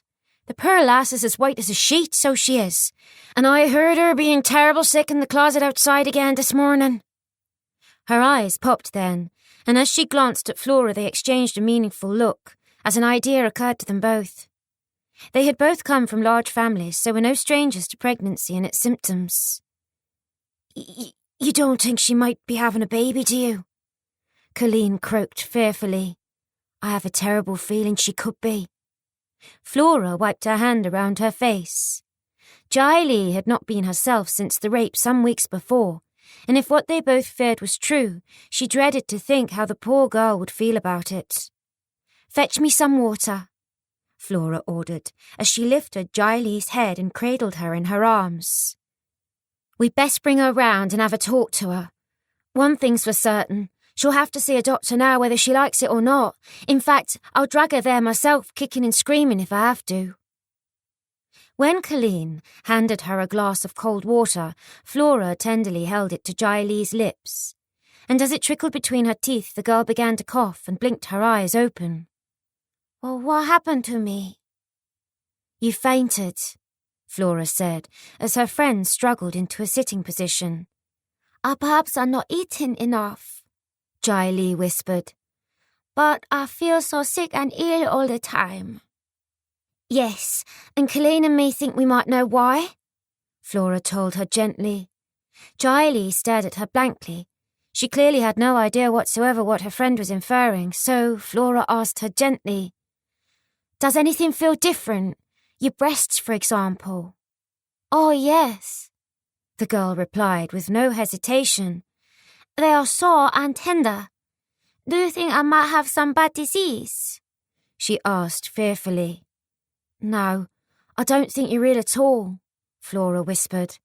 "But, well, I think you might be with child." Jai Li's eyes opened even wider, and the look of horror on her face almost broke Flora's heart. "But I can't be," Jai Li gabbled, clearly in a panic. "It is big sin in my culture to have baby unless you are married. I'll be outcast from my own kind forever."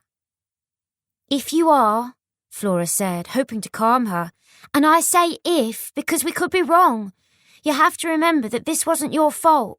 Juan forced himself on you, so who could blame you?" But Jai Li was inconsolable. The fact that Juan's baby could be growing inside her filled her with horror, and she shuddered at the thought of it. "Look, first thing tomorrow we'll go to a doctor and find out one way or another," Colleen soothed, as she reached out to comfort her, but Jai Li slapped her hands away, her beautiful dark eyes flashing fire. No, doctor. I not go." Flora and Colleen could see that the girl was far too shocked and upset to think rationally at the moment, so Flora told her gently, "All right then, we won't go for now. It will give you a little time to get used to the idea." "I never get used to it," Jai Li spat. "If baby is here, then it means I am no better than the woman who walk by shop at night, selling their bodies to sailors." The women she was referring to appeared as if by magic out in the street as soon as it got dark every evening, approaching any man that passed them. Jai Li pulled herself up to her feet, and before the girls could say another word, she fled up the stairs, sobbing uncontrollably. Colleen chewed on her lip, feeling her friend's pain as she watched her go, but Flora was more matter-of-fact. "She'll have to come to terms with it if she is pregnant. But what will happen to her?" Colleen asked fearfully. "She'll stay here with us, of course, and we'll do all we can to support her through it. What's happened to her is awful, but she'll survive, and it won't be so bad having a baby here. We'll manage between us." "But what if Jai Li doesn't take to the poor little soul?" Colleen said worriedly, and Flora smiled. "I've never met a mother yet who didn't love her child when it arrived. Some of the women back in the courts where I lived bred like flies. Each time they found out they were having another one, they went on as if the end of the world had come. But it was a whole different matter when they were born. I think babies must have some sort of a magic spell that they cast over their mothers that makes them love them, whether they were planned or not, and I've no doubt it will be just the same for Jai Lee. That's all very well, but what about Bai? Colleen said. Jai Lee obviously loves him, but will he still love her if and when he ever gets here, if she is a mother to another man's child? If he truly loves her, he will when he realises how the child came about. But that's enough about that for now. If we don't get a move on and get everything prepared for morning, we're never going to get to bed. And so, side by side, the two girls set about the chores, although both of their minds were firmly on Jai Lee's predicament. The next morning, it was as if the night before had never happened, for Jai Lee went about her jobs with no mention of it, and Colleen and Flora decided that they wouldn't mention it either. Slowly, more people were visiting the cafe. Although the majority of the customers were still American women who called in for tea and cakes, other people were also starting to come in. There were Chinese men, and others with skin as black as night and thick frizzy hair. There were Jews, Germans and Arabs, and people seemingly from every corner of the globe. Many were sailors, but men from the nearby warehouses were also starting to come in, and by the end of that week, they were cooking slightly more food to satisfy the customers' needs. Flora liked nothing more than to listen to the women gossip. The American women seemed so much more open and loud than the ones back in London, and now she understood why the English had a reputation for being somewhat reserved. But most of all, she loved chatting to the English sailors who found their way to the cafe, as it made her feel like she had a link with home. One particular morning, when Colleen was serving on the counter and Flora was in the kitchen with Jai Lee, Colleen came into them looking concerned. "There's a hooker just come in," she whispered, nodding over her shoulder. "What should I do?" Flora paused to frown at her. "What do you mean? You serve her, of course." Colleen squirmed uncomfortably. "But do we really want to attract that type of customer?" "Her money is just as good as anyone else's," Flora snapped, uncharacteristically sharply. "And just remember, there but for the grace of God go you or I. Didn't you tell me that your daddy tried to get you out on the game? Why, most of those women who walk the streets at night walk by here in the day with a horde of little children clinging to their skirts. It's probably the only way the poor devils can put food in their mouths." Colleen hung her head in shame. "I hadn't thought of it like that," she admitted, and scuttled away to serve the woman with a smile. "It seems we've more than paid for the food we've used this week, although we still need to earn a little more to cover the rent as well," Flora told the other two girls on the following Sunday as she checked the books. "It'll come," Colleen said confidently.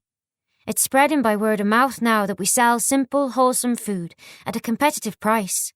In no time at all, we'll be having to think of setting on more staff to cope with demand, so we will." Flora smiled at her. She loved Colleen's enthusiasm and confidence in what they were doing, and prayed that she was right. It was the last week in June when a letter with a foreign postmark arrived for Jai Lee, and Colleen and Flora stared at each other speculatively. "I wonder who it could be off," Colleen said curiously. "Do you think it might be from Bai?" "There's only one way to find out." The breakfast rush was over now, and they were having a lull in customers before they started to arrive again for tea and homemade biscuits mid-morning. "I'll take it through to her."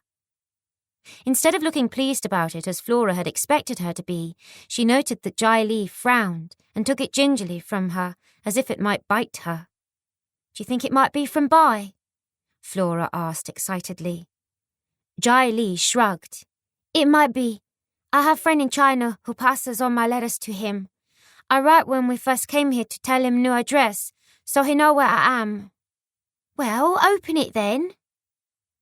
Jai Lee sighed, as she did as she was told, and began to read the letter, which was written in her own language and looked like a load of scribbles to Flora. "It is from Bai," she said quietly. "He say he come very soon now." "Why, that's wonderful." Tears glistened on Jai Lee's dark lashes as she shook her head. "Not now, not if baby in here." She gestured towards her stomach. It's time soon to go and see doctor and find out for sure. Then if I am with child, I must make plan. What sort of plans? A cold finger of fear slid down Flora's spine as she saw the look on the girl's face. Back in my country, there are women girls can go to if this happened to them, Jai Li said solemnly. She make the problem go away. There must be women like this here too. I found one. If you're talking about a backstreet abortionist, you most certainly will not, Flora snapped furiously. Back in London, there was a girl I knew who went to one of them. The women used a dirty knitting needle on her to get rid of the baby, and the very next day she bled to death in agony. She was only the same age as me. Do you really want to let that happen to you? Jai Li hung her head in shame. Better that than bear the shame or have a baby I cannot love. Flora took her by the shoulders and gently shook her. What you're forgetting is that this baby didn't ask to be born. The baby is the innocent in all this, and it's your blood as well as Juan's that will be flowing through its veins. If it's there, then it must stay there, and we'll see how you feel when it's born. Then if you really can't feel anything for it, we could always look into having it adopted. There are always childless couples who want babies. Please, Jiley, think about it. Don't do anything silly, I beg you. Very well, Jiley agreed, seeing how upset Flora was becoming. I go see doctor very soon, and then we decide what we to do. Flora and Colleen exchanged a worried glance, and once Jiley had left the room, Colleen whispered, I don't trust her not to go and do something silly, so I don't. For now, I think one of us should be with her at all times, in case she slips out to do what she threatened. Trouble is, that's easier said than done. We're usually in the cafe while she's out in the kitchen. She could easily slip away, or she could even go at night when we're asleep. I think for now we just have to believe her when she says that she won't go. Colleen sighed. I suppose you're right, she agreed reluctantly. But I don't mind telling you, I'm worried sick, so I am. Chapter 25. On a balmy night in mid-July, when the cafe had closed and everything was prepared for the next day, Colleen began to prowl about the upstairs sitting room like a caged animal. Phew, it's cold, so it is, she complained, as she yanked at the collar of her dress and brushed a damp red curl from her forehead. I think I'll go out for a stroll to try and cool down. Flora looked up from the curtains she was sewing with concern. Is that a good idea? You know it isn't safe for a woman to be out on the streets on her own around here. Colleen airily waved her concerns aside. It's still light, she pointed out, gesturing towards the window. I wouldn't go if it was dark.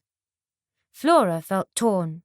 Jiley had already retired to bed, and she didn't want to leave her alone, but she wanted to go with Colleen too. Colleen chuckled, as if she could read her mind. I'll be fine, she promised. You just stay here and keep an ear out for Jiley. I shan't be long, I promise. Once outside, she let the cool breeze wash over her and sighed with relief before beginning to amble along. The girls were painfully aware that the cafe was in a far from salubrious area, but as Flora had sensibly pointed out, had it not been, they would never have been able to afford the rent on it. The labyrinth of back streets contained rows and rows of back-to-back tenements, where whole families were crowded into a single room. Dotted amongst them were shops that catered to all nationalities, as well as a large number of warehouses, where women and men worked alongside each other, packing and unpacking anything and everything that was either being imported into the country or exported out of it. There were also a number of pubs, which guaranteed that the noise of drunken seamen staggering back to their lodgings could be heard, echoing along the streets well into the early hours of each morning. That evening was no different, and there were still quite a few people about, including hollow-eyed, lice-ridden children playing in the gutters. So she headed for the docks. She loved to see the ships coming and going, and it always relaxed her. As usual, when she arrived, there was a lot going on. Ships of all shapes and sizes were being loaded and unloaded, and there were sailors of every race wherever she looked.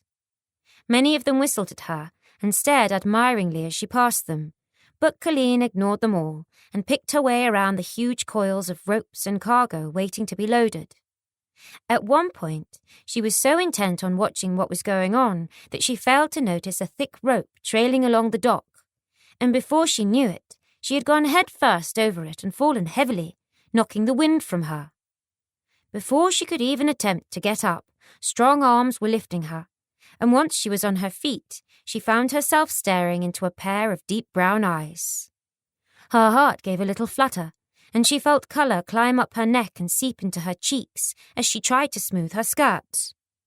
Her rescuer was tall, with curly brown hair, and his skin was tanned from the many hours he'd spent out in the open air. But it was his smile that she noticed above everything. It lit up his whole face. "Are you all right?" the young man asked, and she nodded, feeling a complete fool. What must he think of her? "I am fine, thank you. I just wasn't looking where I was going." "Have you hurt anything?" he asked, and she found herself smiling at him, although she was usually cautious with strangers. "Only me pride," she assured him. He was still holding on to her elbow, and the heat of his hand through her thin blouse was making her heart flutter. "What's wrong with me?" she wondered. She couldn't remember ever feeling like this in a young man's presence before. "Just take a few steps to make sure you haven't sprained anything," he suggested kindly, pushing an unruly lock of his thick dark hair from his eyes. Colleen took a tentative few steps along the quay before nodding. "There, look, I'm right as rain, so I am. Even so, I think I'd better see you home. This isn't the place for a young lady like you." She was touched at his concern and shocked that she quite liked the thought of him walking with her.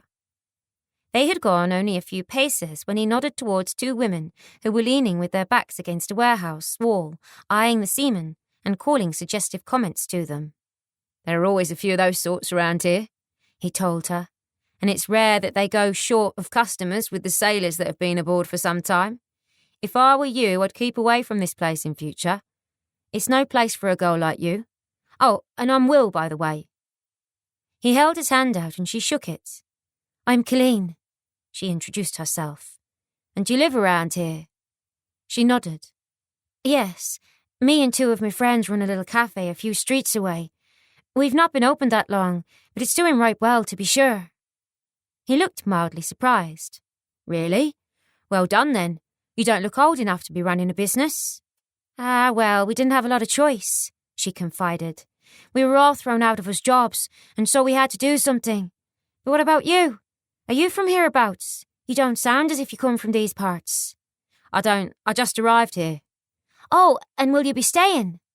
She didn't know why she cared, but suddenly she did. There was something about this tall, handsome young man that appealed to her. Most of the sailors she had encountered were coarse, callous individuals, but Will seemed to be very kind and caring. "Probably for a time," he answered, and when he said no more, she didn't press him. The cafe was in sight by then, and she felt almost sorry. She'd enjoyed the short time they'd spent together. "This is it," she told him, suddenly feeling self-conscious when they came to the door. His eyes swept over the frontage approvingly. "It looks like you have it nice." "Thank you, and yes, we do. We worked hard on it, so we did, and I had blisters to prove it when we first started to rent it. But it's starting to pay off now," she told him, suddenly feeling shy. "And, thanks for walking me home." "It was my pleasure." His eyes were tight on her face now, and she felt as if she could have drowned in them.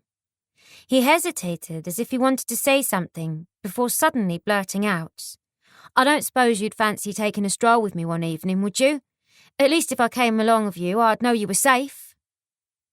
The colour was back in her cheeks again, and her eyes were twinkling as she answered, "I'd like that, but the trouble is I'm not usually finished my chores afore 9 at night. We have to prepare the food for the next day when we close up, see. We, do have Sundays off, though, if you happen to be free." "I certainly can be," he agreed with a broad smile. "How about I meet you at about 1 o'clock in the afternoon on Sunday? We could go and have a walk in the park if you like. I might even buy you an ice cream," he teased. "I look forward to it," she told him shyly. "And I'll meet you at the end of the road, shall I?" He nodded, and with a grin he turned about and strode away with his kit bag slung across his shoulder. Colleen watched until he was out of sight. Then, with a little spring in her step, she let herself into the cafe and sped upstairs. "Crikey, you've perked up, haven't you?" Flora teased when Colleen burst into the room. "If that's the effect the air out there has on you, I might just go out for a stroll myself." Flora stared at her friend curiously. Colleen's eyes were shining, and the sun had brought out an attractive little spattering of freckles across her nose. She had looked tired when she left, but now she was full of beans and beaming like a Cheshire cat.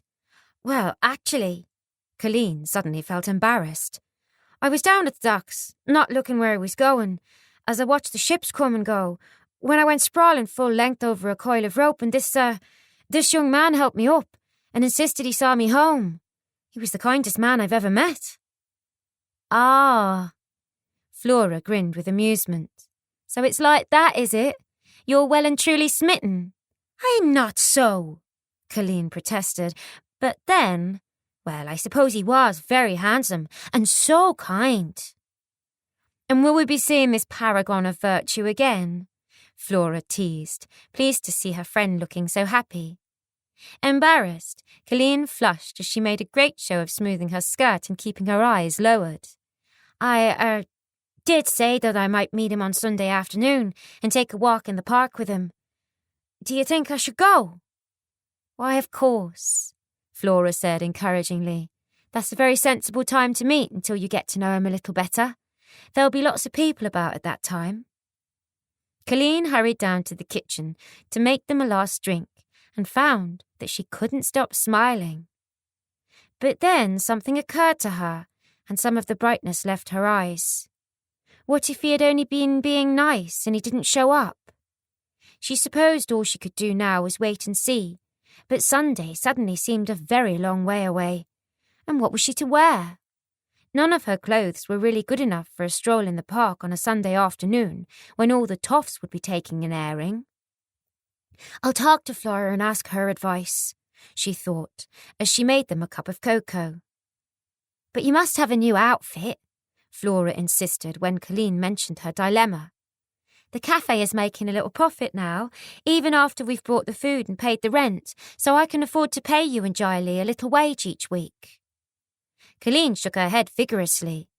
"No, we all agreed that we'd save every penny we could. After all, Dora said she would sell the cafe to you for what she paid for it if you can save enough. Just think of that, owning your very own place." They had all agreed that the tenancy should be in Flora's name, as she had put the most money into it. Flora shrugged. "Let's not try to run before we can walk, eh? How do we know that trade will continue to pick up? Even so, there's definitely enough for you to treat yourself to a new dress, and by the look of those you're wearing, a new pair of shoes too, so long as you don't go madly expensive." "Oh, I wouldn't," Colleen assured her. "I pass a little shop when I go to get the food shopping not far away where they sell good second-hand clothes. I'm sure I could get something there." "Then just as soon as the breakfast rush is over in the morning, you must slip away and see if they have anything you like." Flora grinned. "You never know. You might just have met your Mr. Right." The words stabbed at her heart as a picture of Jamie suddenly flashed in front of her eyes, but she forced herself to remain cheerful. She had never seen Colleen look so happy, and she didn't want to do or say anything that might spoil it for her. She had grown to love both Colleen and Jiley like sisters, and if this young man who had made Colleen smile was the one for her, then she was all for it. The next morning, when the stream of customers into the cafe began to slow, Flora pressed a sum of money into Colleen's hand. "Go on, get yourself away to the dress shop and see if they have anything that takes your fancy." Colleen gave her a quick hug, and throwing her apron over the back of a chair, she tried to pat her unruly curls into some sort of order before she rushed out, shouting over her shoulder, "I shan't be long, I promise." Flora and Jiley smiled at each other like parents watching their child go off to their first ball. Colleen had told Jiley all about her new admirer first thing that morning, and like Flora, Jiley was pleased for her. "She not have a happy life in Ireland," she commented. "So if this young man make her smile, it is good, yes?" Oh, yes, it is very good. And I also have to ask if I may have a little time off this afternoon, Jai said cautiously. I have decided it is time I see a doctor. It can be put off no longer. Flora heaved a sigh of relief, although deep down she had no doubt what the outcome would be. Jai was still being violently sick in the mornings, and already Flora thought she could detect just the very tiny beginnings of a bulge in her stomach. Good, she said approvingly, and they set about preparing for the lunchtime rush. True to her word, Colleen was gone for no more than an hour, and returned with a big grin on her face, toting a large paper bag. "You'll not believe the bargain I found," she gushed excitedly. "'Tis the dress of me dreams.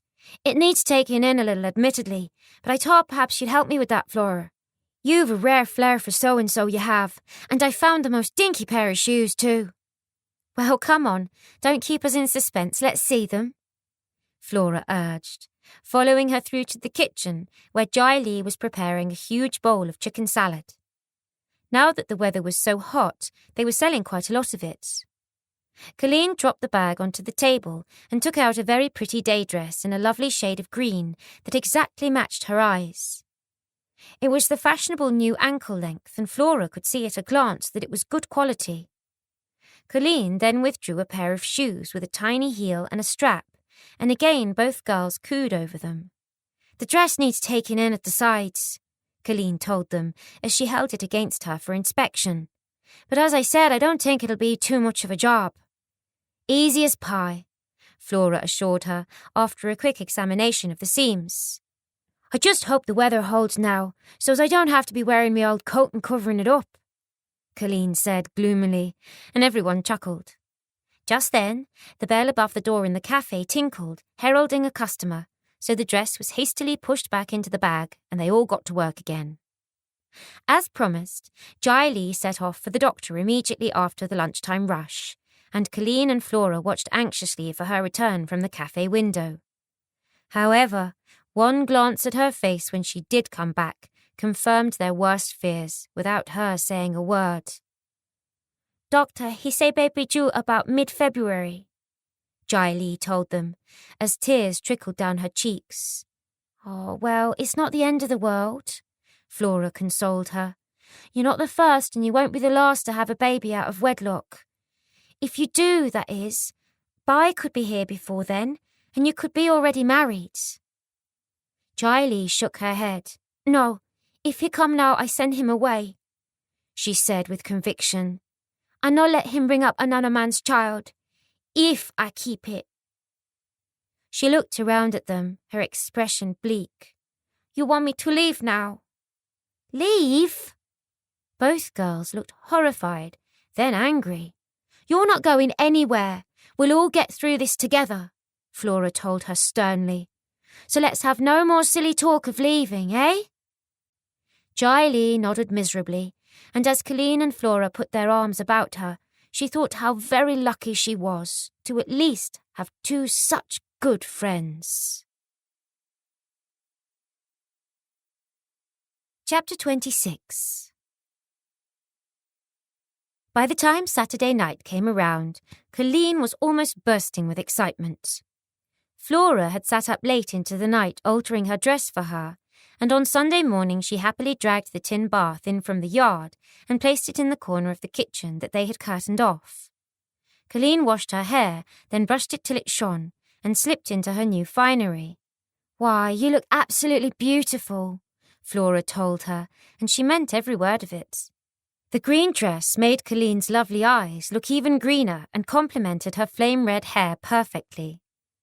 Jai nodded in agreement. "You do so very beautiful." She gave one of her rare smiles, and Flora's heart went out to her. But for now, their focus was on Colleen, and they both told her, "Get yourself away then. You don't want to keep him waiting, do you?" Colleen needed no second telling, and slipped away into the sunshine with a smile on her face. "I shan't be late home," she shouted over her shoulder, and Jai and Colleen grinned at each other, leaving Flora to think wistfully back to those Sundays when she had gone to meet Jamie. It seemed so long ago now, Yet it had only been a year since she'd met him. She'd changed so much from the happy girl with plans of making something of herself before she settled down. Oh, how she longed to have those sweet, simple days back again. As Colleen made for the place they had agreed to meet, her heart was in her mouth. What if Will didn't come? What if he'd just been being gentlemanly? But as she rounded the corner, there he was, looking so handsome, he almost took her breath away. He had clearly just washed his hair, and although it was still damp, it was already beginning to spring up into unruly curls despite his attempts at flattening it. And he was dressed in a clean white shirt and dark breeches. His shoes were shining too, and she felt flattered that he had gone to so much trouble for her. "By God, you look grand," he said admiringly as she walked towards him. "I was afraid you wouldn't come." "I was afraid you wouldn't," she told him shyly, and the ice was broken between them, and they both began to laugh. "So, my lady, I believe I promised you a walk in the park and an ice cream," he said teasingly. "Would you like to take my arm? I'd like to say I have a carriage waiting to whisk you away, but I'm afraid our legs will have to do today." "That sounds good enough to me." Colleen grinned, linking her arm through his as they set off with eyes for no one but each other, chattering away merrily, as if they had known each other forever. Back at the cafe, Jai Lee and Flora barely had time to settle down for lunch when the sound of someone knocking on the cafe front door echoed through to them. Who can that be? As Flora made to rise, Jai Lee told her, "No, you stay there, I go." She pottered away as Flora strained to try and hear who it was as the minutes ticked away. She was still afraid that Alex or Magnus would track her down, and after a time she rose, intent on going to see who was there. She found Jai Lee and a handsome young Chinese man sitting at one of the tables and was disturbed to see that Jai Lee was crying. "What's going on here?" she demanded protectively as Jai Lee turned to look at her. Jai Lee shook her head. "Nothing is wrong," she assured her. "This is Bai. He arrived on boat this morning and come to find me." "Why, that's wonderful." Flora's face lit up as she hurried across to shake his hand. "Hello, Bai, I'm Flora. Jai Lee has told me so much about you." "But Jai Lee, why are you just sitting there? Run through to the kitchen to get Bai something to eat and drink. He's come a very long way to find you and he must be hungry." Jai Lee silently rose and slunk away to do as she was asked, as Flora joined the young man at the table. He was every bit as handsome as Jai Lee had told her, and she noticed that his eyes were kindly, although they looked deeply troubled. "I no understand. Jai Lee no look happy to see me," he told her miserably. Flora chewed on her lip as she wondered how she should reply. She had no idea if Jai Lee had told him about the baby and what had happened, so she knew she would have to be very careful what she said. It really wasn't her place to tell him. "Oh, I'm sure she is," she said eventually. "She's probably just surprised to see you. Let me go and help her. I shan't be a minute." Once in the kitchen, she hissed to Jai Lee. "Why don't you just tell him about what Juan has done to you and get it out of the way, Jai Lee? Then at least he can make his own mind up about it. Now that he's here, it's bound to come out sooner or later. You can't hide it for much longer." "I know," Jai Lee muttered miserably. "But I feel so ashamed." Flora's nostrils flared with indignation. "Why, for goodness sake? None of this was your fault, and you have me and Colleen to back you up on that. Go on, take that tray into him and get it out of the way, otherwise he'll think you just don't love him anymore." Jai Lee sighed as, with her heart beating wildly, she turned and went back into the cafe. Meanwhile, Flora headed into the yard, intent on giving them some privacy. But every minute felt like an hour as she waited to find out how Bai would react to the news. Eventually, she could stand it no more, and she went back inside. They were still sitting at the table jabbering away in their own language, but they stopped talking the instant that Flora appeared. "Bai was just leaving. He have to find room for tonight," Jai Lee informed her. Flora was tempted to tell him that he could stay there if he didn't mind sleeping on the settee, but she didn't know how Jai Li would feel about that, so she remained silent as Bai rose and hoisted his heavy kit bag onto his shoulder, looking as if he had all the worries of the world on his broad shoulders. For a moment he stared at Jai Li solemnly, and then with a curt nod at Flora, he let himself out quietly and strode away as Jai Li began to sob. I tell him that I'm having a baby, she whimpered. I not tell him who did this to me, though. If he know him, I go to laundry and cause trouble. You probably did right, Flora agreed, coming to place her arm about her friend's heaving shoulders. But how did he take it? Is he willing to stand by you? He not say yet. He say he need time to think. Jai Li looked so sad that it broke Flora's heart. Well, at least he knows. That's the worst bit out of the way. Now he just needs to decide if he wants to stand by you, but somehow I'm sure he will. He loves you. He wouldn't leave everything and everyone he knows behind and come all this way if he didn't. Come on now, all this crying isn't any good for the baby. Then, as the thought occurred to her, she asked worriedly, You did tell him that Juan forced himself on you, didn't you? No, I did not. Better for Bai to think that I betrayed him than let him take on the care of another man's child and be ashamed. I hate baby. It baby's fault that Bai and I cannot to be together. Oh, Jai Li, you little fool, Flora scolded. Why weren't you honest with him? You were raped and it isn't the baby's fault. If you want to blame anyone, blame Juan.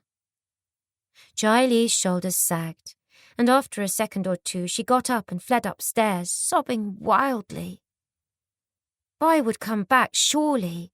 She had seen the love he felt for her friend shining in his eyes.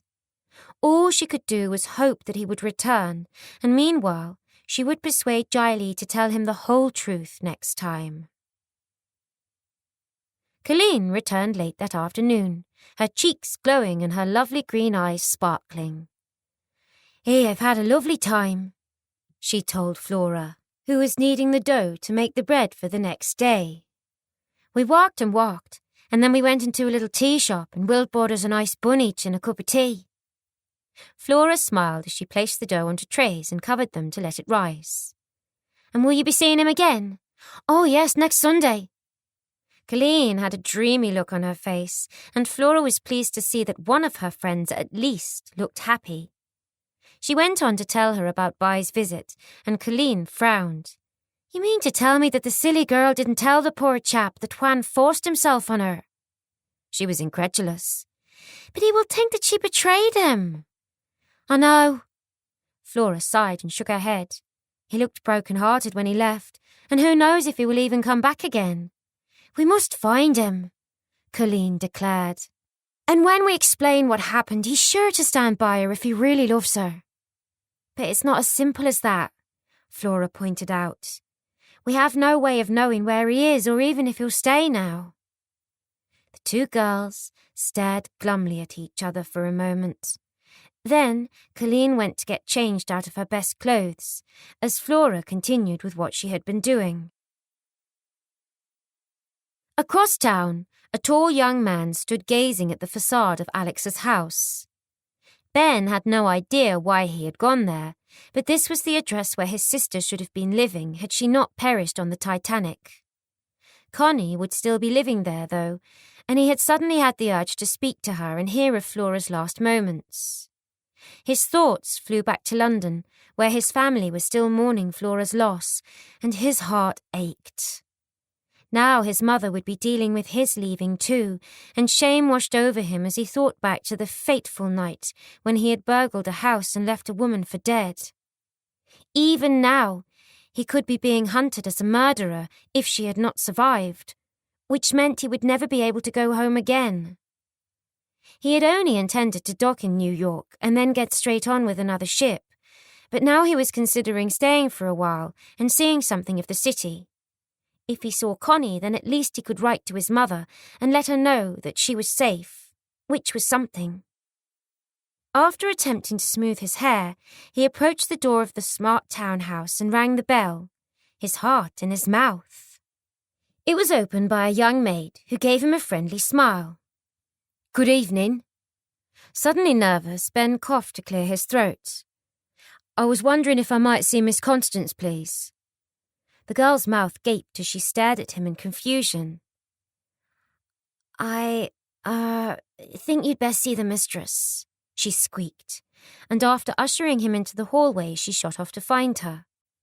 Alex had been reading, but as Patsy burst into the room, she glanced up at her, concerned to see the perplexed look on her face.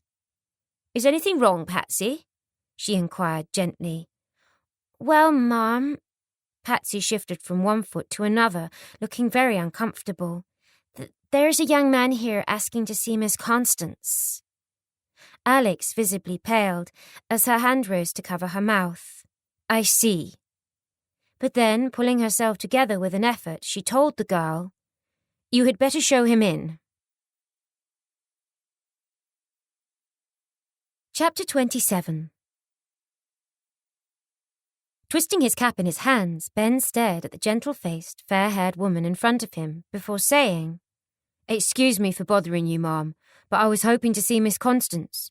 My sister, Flora, was the maid that set out on the voyage on the Titanic with her and perished when it sank." "I think you had better sit down," Alex told him with the calmness she was far from feeling. Then, turning to Patsy, she asked, "Would you bring a tray of tea in, please, dear?" "Yes, Mum."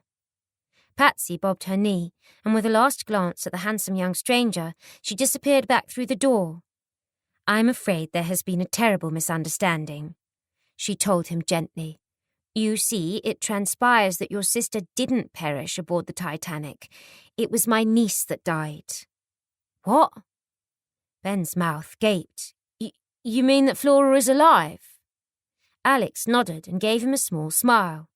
"She certainly is, and we asked Mr. Wainthorpe, Constance's solicitor in England, to inform your family of the fact." "Oh, I see. I'm a sailor and I've been at sea, so I didn't know," Ben explained as he tried to take in the news. "So, may I see her then?" "I'm afraid not. You see—" Alex then went on to explain what had happened, and when she had finished, Ben shook his head. "So, do you have no idea where she might have gone?" "I'm afraid not, although I assure you we have tried very hard to find her," Alex sighed. "I don't really believe that your sister tried to deceive us. She was terribly ill and in shock when she came here, and quite possibly very scared. Perhaps the mere thought of telling us that Constance did not survive was too much for her. Or maybe she was worried that we'd turn her away and she'd be alone in a strange place. Poor girl. I think her deception got the better of her. She must have thought that she would be in trouble, but I assure you she wasn't," she said kindly. Margaret entered the room just then and looked at Ben curiously. "So, who's this?" she asked rudely, eyeing Ben's clothes dubiously. He looked to be working class, although he was rather handsome. "This is Ben, Flora's brother.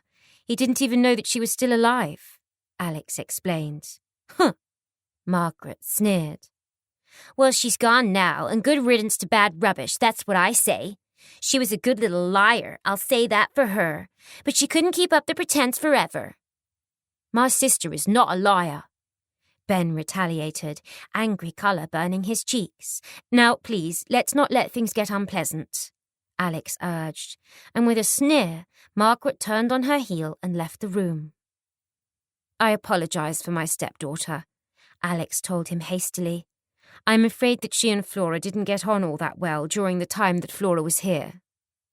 She could have added that Margaret didn't get on very well with anyone and was thoroughly spoiled by her father, but thought better of it. Ben's back was as straight as a broom handle as he nodded. "I apologise for taking up your time," he said stiffly, although his heart was racing. Flora was alive. It was wonderful, incredible. Now all he had to do was find her. It was no trouble at all, Alex assured him as Patsy reappeared with a tea tray. "Won't you please stay for a cup of tea?" "Thank you, but no. Now that I know Flora is here somewhere, I must find her. When, and if you do, Please ask her to come and see me and let her know that she isn't in any sort of trouble at all, Alex urged. In fact, it will be my pleasure to pay her passage back to London if that's what she wants. Her eyes strayed to the window and she looked concerned. I do so hope you find her. It isn't safe for a young girl to be out on the streets all alone. Good luck, Ben. Thank you. As Ben shook the proffered hand warmly, he thought what a lovely, gentle lady she was. This was a right turn-up for the books, and he was thrilled to learn that his sister hadn't perished after all. Now, there was yet one more reason to stay in New York. He had to find her. Even so, his elation was slightly marred by the fact that he hadn't got a clue where to start looking. New York was a big city, and he feared it might be like looking for a needle in a haystack. With his head in a whirl, he made his way back to the little room he was renting in one of the back streets that ran alongside the docks. At least work would be easy to come by here. There was always a need for men to load and unload the boats, and when he wasn't working, he could search for Flora. Meanwhile, he could only pray that she was safe. End of CD 6.